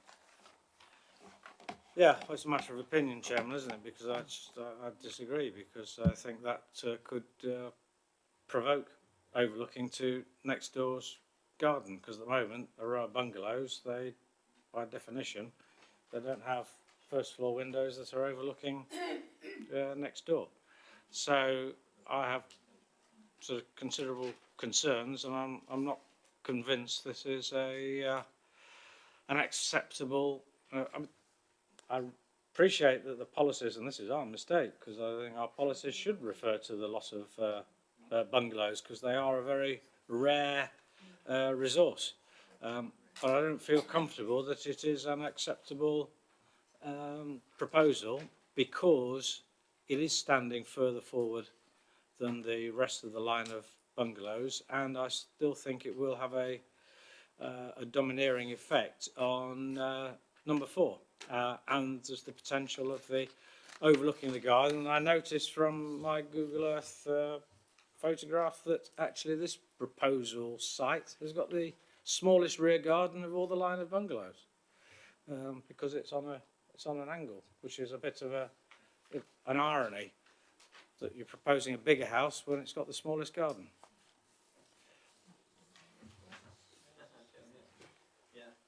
Thank you, Councillor Clark. Mr. Pegram. Chairman, just to confirm, case law and guidance, precedent is not a reason for refusal. Reiterate, each case has to be considered on its merits. It may have the smallest garden in the row, but well, I don't think it's the smallest in the area. Certainly, the smallest of those bungalows may be. But the guidance in our design guide, and it is guidance, requires a garden area for this type of property of 110 square metres. This would have a garden area of 181 square metres, so it does satisfy your criteria in your residential design guide. Thank you, Chairman. Thank you, Mr. Pegram. We have Councillor Hole and Councillor Malinder. So, Councillor Hole, please. Thank you, Chair. Councillor Clark has stolen my thunder somewhat. In my concern about the fact that this bungalow is so far forward than the others along the road. And when you visit this property and you see all the bungalows along the road, you immediately think that is the street scene. And then you turn around and look at the houses opposite, and that's the street scene as well. So you've got 2 different types of street scene on either side of the road. In my opinion, the street scene of bungalows should be bungalows, and the fact that this particular application is set so far forward is making it worse, because I was looking at the eaves myself, and because of the design of the front, particularly with the eaves being so high, it does create a dominant effect, I think, on the other bungalows. It's one thing creating a house out of a bungalow. It's something quite different when it is so dominant it completely overshadows the street scene of the rest of the road. So I'm not particularly happy with it at the moment, but I will wait to make a decision later. Thank you, Councillor Hole. Councillor Malinder, please. Thank you, Chair. I'd just like to look at 2 points that have been raised by the ward councillor, Councillor Jones, on page 85. So the first is looking at those rear windows, which seem unusually long for a bedroom, but they appear, as he said, they appear to be obscure, but in the plans they're not obscure. So that drawing is somewhat misleading. Is that correct? And sorry, perhaps I'm not listening carefully enough, but there's a rise going up Haileybury, and so are those measurements that were given us the sort of total rise, you know, in total height in comparison to the other bungalows, taking into account that the ground level is going up, or are they just from ground level? Because in that case, the 6.7 metres of the first building with the dormer windows, and then it goes down to 5.7, but then up to 6.3, and then presumably down again in the next one. Nevertheless, will that be somewhat made even worse by the fact that the road is going upwards? Thank you. Can you help with that, the explanation of the... Chairman, I can, yes. The dimensions I gave you, the one I gave you for the height of this property is actually specified on the submitted plans. For these 2, I measured from ground level to ridge, and again, ground level to ridge. So clearly, yes, there is a rise on the road. The case officers calculated, though, that this ridge height would be 0.8 of a metre higher than that ridge height, and then 1.5 metres higher than that ridge height. I think the issue... Oh, sorry, is it not? Oh, I do apologise, Chairman. I thought it was... Bear with me, let me just flip back. Right. Ah, that's better. Right, so I'll start again. When I measured the height of the buildings, it was new system. I didn't realise it wasn't doing anything up there. Measured from ground level to ridge, and then ground level to ridge. That ridge height is, on the plan, scales 0.8 metres higher than that ridge height, and 1.5 metres higher than that ridge height. Clearly, you're only seeing a snippet of the street scene there. I think you do need to consider it in the wider context. You are rising up the hill, so clearly, I think, as I said at the, during the presentation, given that this is at the beginning of the run, adjacent to these two properties, which are different to the other bungalows in the street, clearly, I believe that that is a significant factor. If it was in the middle of the run, we might agree with you, Chairman. Thank you. What was your the window? Yes, the windows. Yeah. Chairman, the windows on the rear, they are shown that the sort of grade in, if you like to call it that. But we have looked at that. We haven't deemed it necessary. It seems to suggest they would be obscure glazed, but we haven't deemed it necessary, given the dimensions that I referred to earlier, to actually require that by a condition. They are also quite narrow, so in proportion terms, we consider them to be acceptable. We didn't feel that they would result in unacceptable overlooking. Sorry, did that answer the question? Thank you, Chairman. Thank you. Councillor Purdue-Horan. Thank you, Mr. Chairman. It is with regret that we could be losing a bungalow, but I've not heard anything so overwhelming that would persuade me to vote against the recommendations, given the policies in place quoted. So I will make myself unpopular and propose the recommendation as shown in the report. Thank you. Do you have a seconder for that? Councillor Mayles. Right, okay. Thank you. That's proposed and seconded as per the report. Do we have any other speakers on this? Do you need to add anything on the... No, so I think we've had a good discussion on this. We've raised queries. I think we better go to a decision. Recommendation as shown is permission granted. Can I have a show of hands for those in favour of that recommendation, please?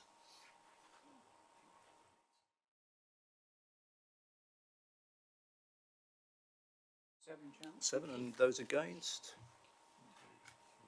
1, 2, 4. 4. So 7 for 7 in favour. 4. Yes, 7 in favour of the recommendation. 4 against. So that means the recommendation is carried and permission is granted. Okay, thank you.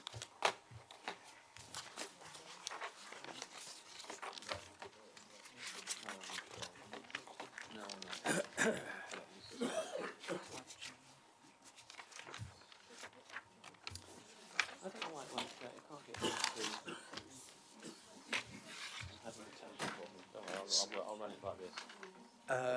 It's stuck on the screen. Right. So we come to our final application, which is 2 Bishops Road, Bingham. And this is a resubmission of application for the erection of a 2-storey side extension. Sorry, Charles, I'm struggling with technology at the moment. Oh, sorry, again. right. Just give it a whack. Right, fantastic. Right. Or a reboot. So 2 Bishops Road, Bingham. It's a resubmission of application for the erection of a 2-storey side extension. Thank you, Chairman. Do we need to wait? So shall we just...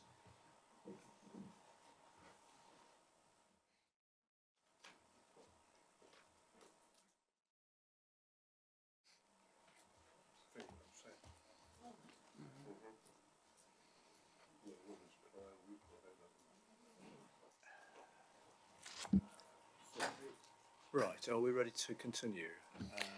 I think we'll go on with this application, please. Thank you, Chairman. The application, a bit of deja vu here again, relates to 2 Bishops Road, a site we've looked at quite recently. Application property is the property outlined in red on Bishops Road, sits to the south of Hill Drive. The application before you this evening is for a 2-storey extension to the side of that property. You can see from the photograph there is a fall from along Bishop Road down to the north from onto Hill Drive. There's a garage next to that property. That's looking up towards the property from the road. Looking closer at the relationship between the property, the garage, and the neighbouring property on Hill Drive. That's looking across the road at the property on the opposite side of Bishop's Road. And then that's looking, bear with me, that's looking now from the corner of Hill Drive and Bishop's Road up towards the gable across the side garden of number 2 Bishop's Road. Sorry, I've lost my bearing, Chairman. Let me come back. Yes. Property on Bishop's Drive. So number 2. Yeah, we'll go back to. So it's looking across the corner of the side garden of that property onto Hill Drive. Yeah. That's looking at the rear of the property, Chairman. It has been extended to the rear previously with a 1-storey extension.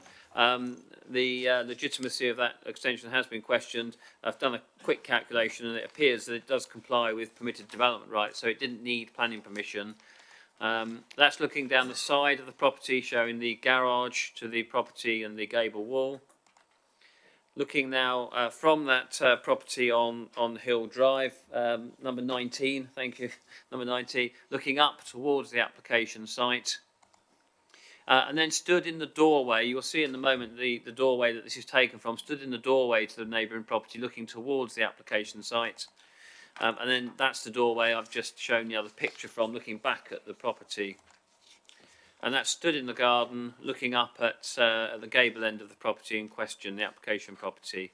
So that plan shows you the existing layout you've seen in the photographs. Again, 1st floor with a garage to the side. That's the existing elevations. That is the proposed ground floor plan. So the extension is this piece here. And then that's the proposed 1st floor plan. Again, the extension is this piece here. The dotted line is the line of the existing gable end. And then that is the elevations. Chairman, the change, if you like, between this and the previous one is you'll see they have introduced a small step back in the front elevation, which also introduces a break in the roof. Arguably more in accordance with our guidance in the previous scheme, it seeks to be subservient to the main dwelling. We have considered very carefully, Chairman, the impact on the neighbouring property. And one thing I would highlight in discussions with the neighbour's daughter is if we go back to this plan, it does seem to suggest that the rear wall of this property is in line or slightly outside of the line of the side wall of that property, number 19 Hill Drive.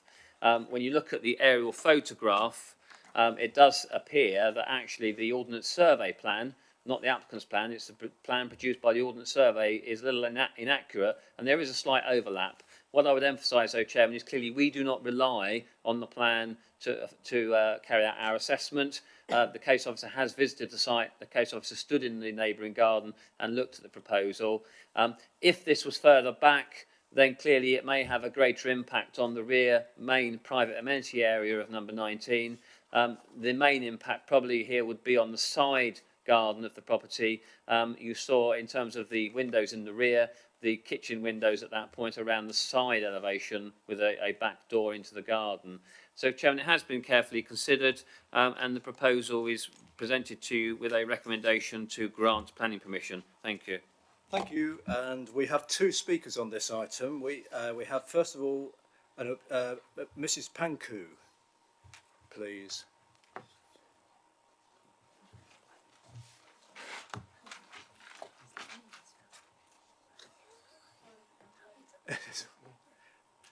Yeah, the chairs aren't very comfortable. You feel your circulation go up. And as soon as you're ready, it's the right-hand button, the red light. Yes, we're not. We were told we've been told off for having those, so we're not able to take those now. So as soon as you're ready, up to 5 minutes, please.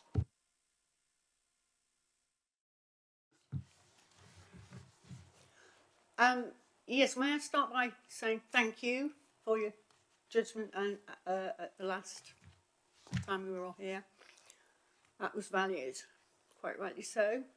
I feel that the new proposal is no less overbearing, overwhelming, and no less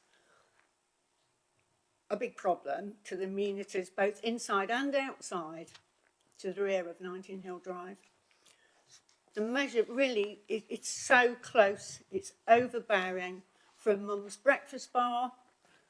It's a half-glazed door, not just a door. The half-glazed door and the window next to it provide precious light to an or at the minute even darkish kitchen for the most of the day.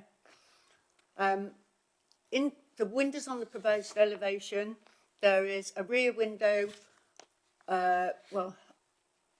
on the rear of the elevation there is a downstairs rear window near the fence. There is also, the proposal has an upstairs window. They actually look directly over Mum's patio area, Mum's garden, where the patio is. Mum's garden to the rear goes into the rear of number 2's rear garden, almost reaching the point at which the original property starts there.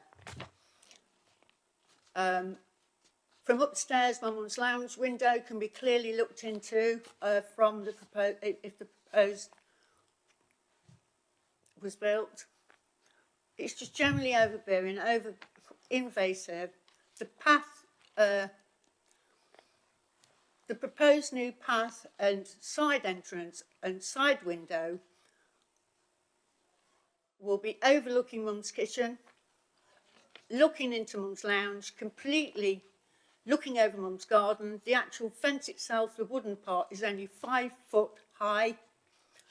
The overhang, I'll call it, for the want of a better part, is visible for 1.5 feet above the fence.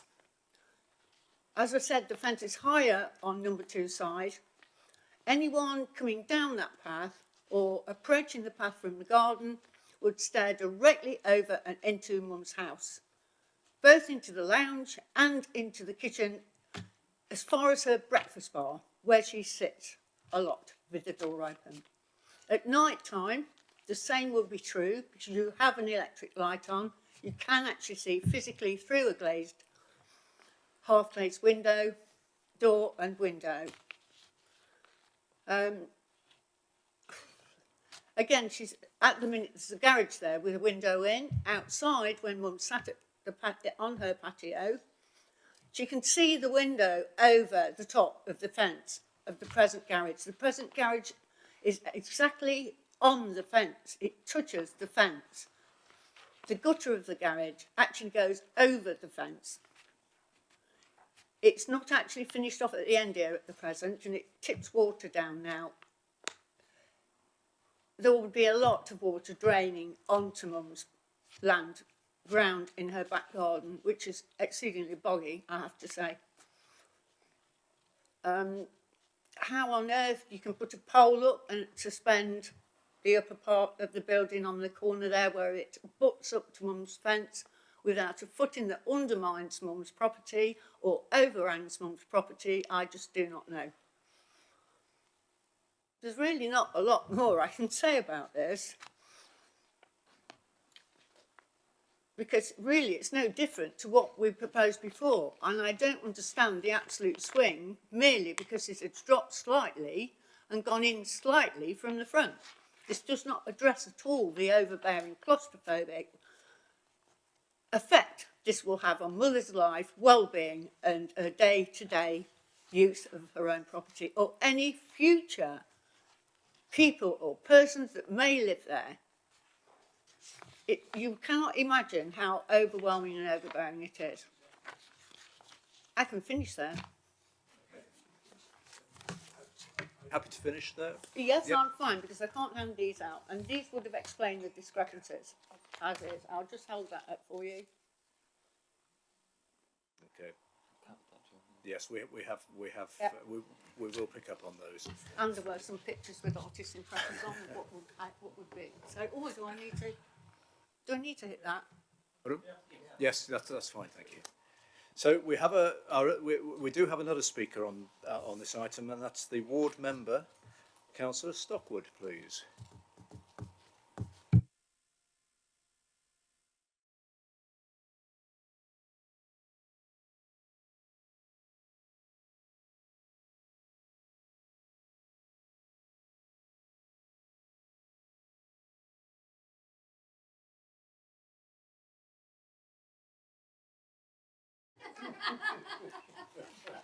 Sorry, Councillor Stockwood, I'm not picking against you here.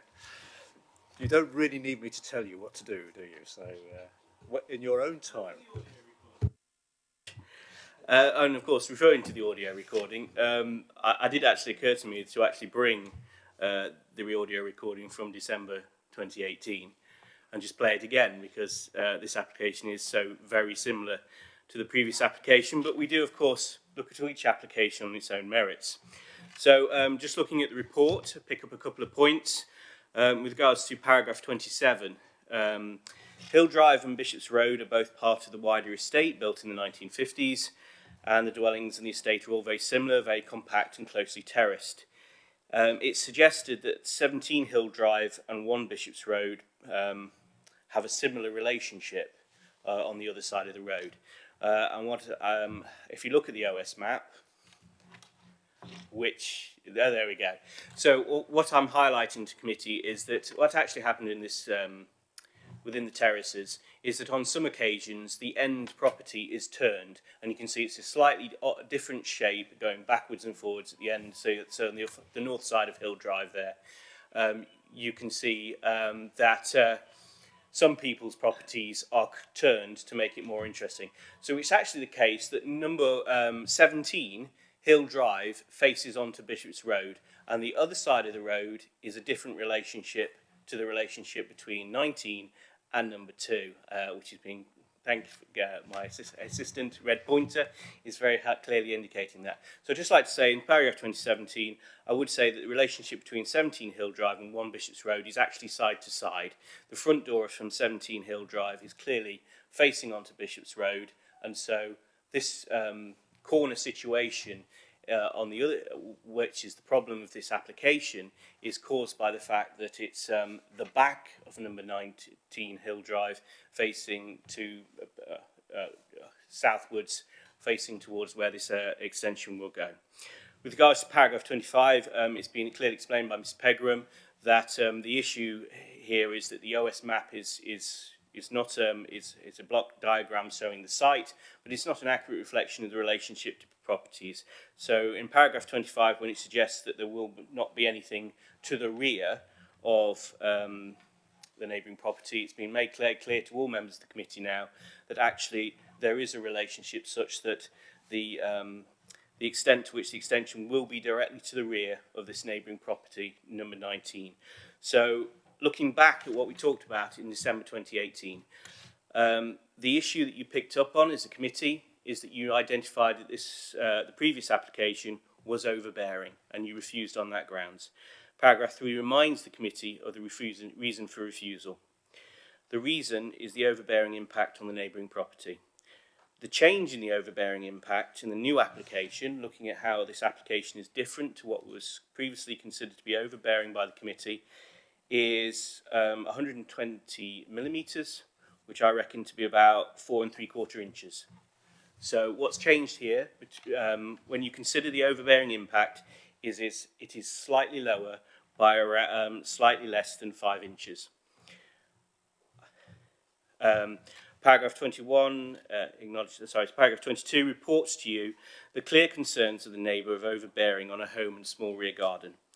I agree with paragraph 25 that it acknowledges this is a very finely balanced application and there are clearly recognised concerns from the neighbour. And understand that newer residents to the estate want to modernise their properties to more current standards of space and facilities, and the applicant has clearly extended their property in a number of ways. However, those modernising a property must consider the impact on neighbours.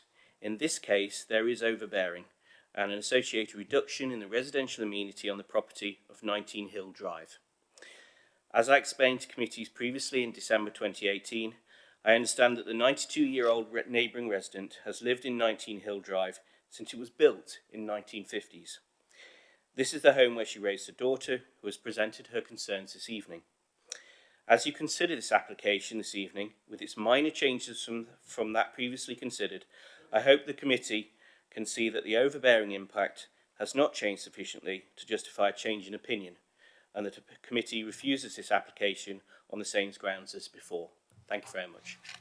Thank you, Councillor Stockwood. So we've heard from Mrs Pankhurst, who considers there's no difference to the previous application and is very overwhelming to number 19 Hill Drive. As indeed did Councillor Stockwood, has made the similar points and also explained the layout of the estate and the differences between the houses. Mr Pegram, please.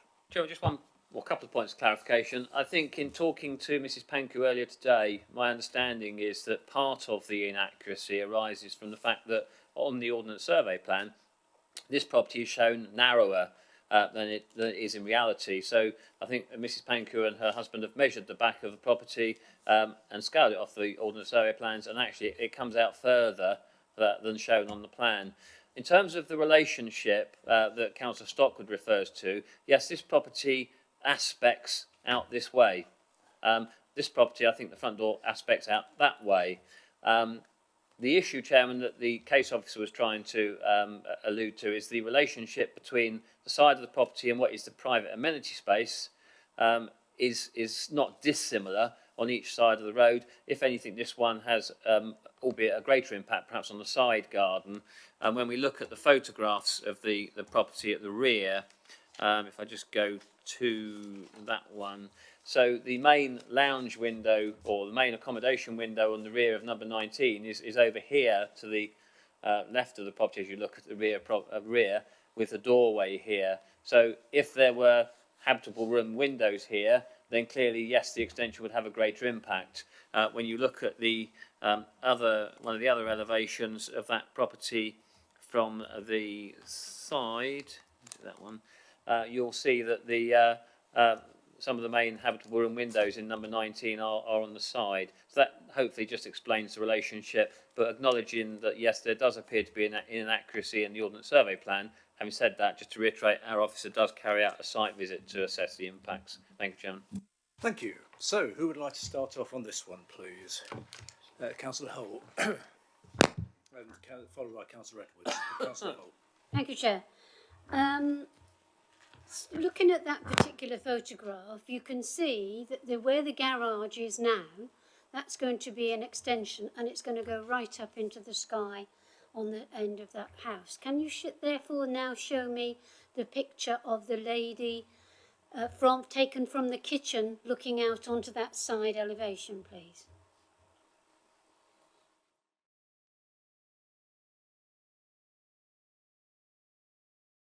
No. Back? No. Yeah. That's it, that one. Now, you can see that every time the lady walks out onto her patio, onto her grass and puts her washing out particularly, what she's looking at is that huge great wall. Because bear in mind, she's a lot lower down here. She's a lot lower than this particular house. And all this time, she's been looking at that particular facade. Now that facade is going to come near her. It's going to come right up to the fence, as was indicated by her daughter. It's going to come however many metres it is this way. It's so overbearing, I can't begin to explain to you how awful that vista is. I say it again, and I said it last time, it's just so overbearing and it's absolutely unacceptable in my opinion. And in the report where it says, paragraph 31, the extension has been reduced slightly with the aim of alleviating some concerns raised.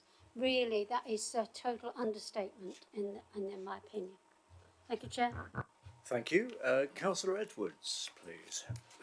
Thank you, Chair. I was very surprised to read paragraph 27 because it seemed to me that the inference we are meant to draw from paragraph 27 is that there is a precedent for what is being proposed here because of what is being done on the other side of the road. So I would ask, Chair, that members here just set paragraph 27 aside. I fully support what Councillor Hull has just said. The view from there is already has a significant impact, and bringing that bit closer to where the garage is, but to the same ridge height, it is just frankly unacceptable. Therefore, I would move that the application be refused on the grounds set out in paragraph 5 by Councillor Stockwood, that the revisions do not address the overbearing impact on the house and garden of 19 Hill Drive and the impact on the residential amenities of that property. Thank you, Councillor Edwards. Do you have a second, Councillor Hull, for that? So we have a proposal to refuse permission for the reasons as detailed in paragraph 6. Would anyone else like to speak on this? Sorry, paragraph 5. Councillor Clark. Can I just, first of all, just get some clarification there? Councillor Edwards proposed, basically using the wording in paragraph 5. Does that I'm desperately trying to compare the two in paragraph 3, which is the actual original refusal. Does using paragraph 5, does that say the same thing as paragraph 3? Because I don't think it does. Or does? I'm open to advice from Mr. Pegram. Advice, please. Chairman, clearly what we do when we go away from committee and members have refused something, we craft the reason for refusal in such a way that it is hopefully robust in an appeal situation, making reference to policies. So I think the safest, if members are minded to refuse, the safest route would be to adopt the same wording that's in paragraph 3 as per the previous refusal. Which is what I was basically inferring. Indeed. Would that satisfy you, Councillor Edwards and Councillor Hull? I'd be quite satisfied with that, yes. Right, we're clear on that? So, Councillor Just, Clark. just to clarify, the Chairman, just looking at the, I'm back on my Google Earth street plan again, and I've, yeah, well, I'm just trying to, right, well actually you're probably better on your diagrammatic plan rather than, because what I wanted to know was, once the proposal, right, just go up, stop. Once the proposed extension was in place, what is, have you already told us, what is the distance between, or the nearest distance between that and the Hill Drive, the rear of the Hill Drive house?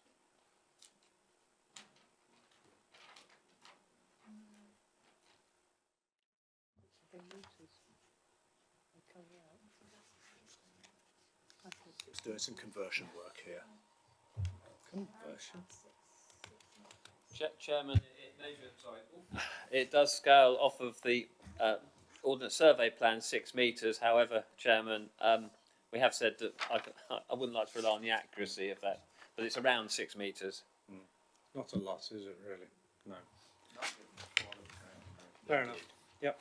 Okay. Right. Would anyone else like to speak on this, or have we discussed it enough? Are we clear? We had the proposal proposed by Councillor Edwards, seconded by Councillor Hull, to refuse permission for the same reasons as before, basically, which will be worded accordingly. Which is so that's the revised recommendation. Show of hands, please. Those in favour of that, please. I think that's unanimous, so permission is refused for the reasons given. So that was the final item tonight, because the other item has been taken away, or has been postponed. Can I thank you for your attendance? It's been a very busy meeting tonight. We've had a very big application and also smaller ones, but I hope we have discussed them all adequately, and so thank you very much, and hopefully see you next month. Thank you. Oh, and the meeting closed at 9:22.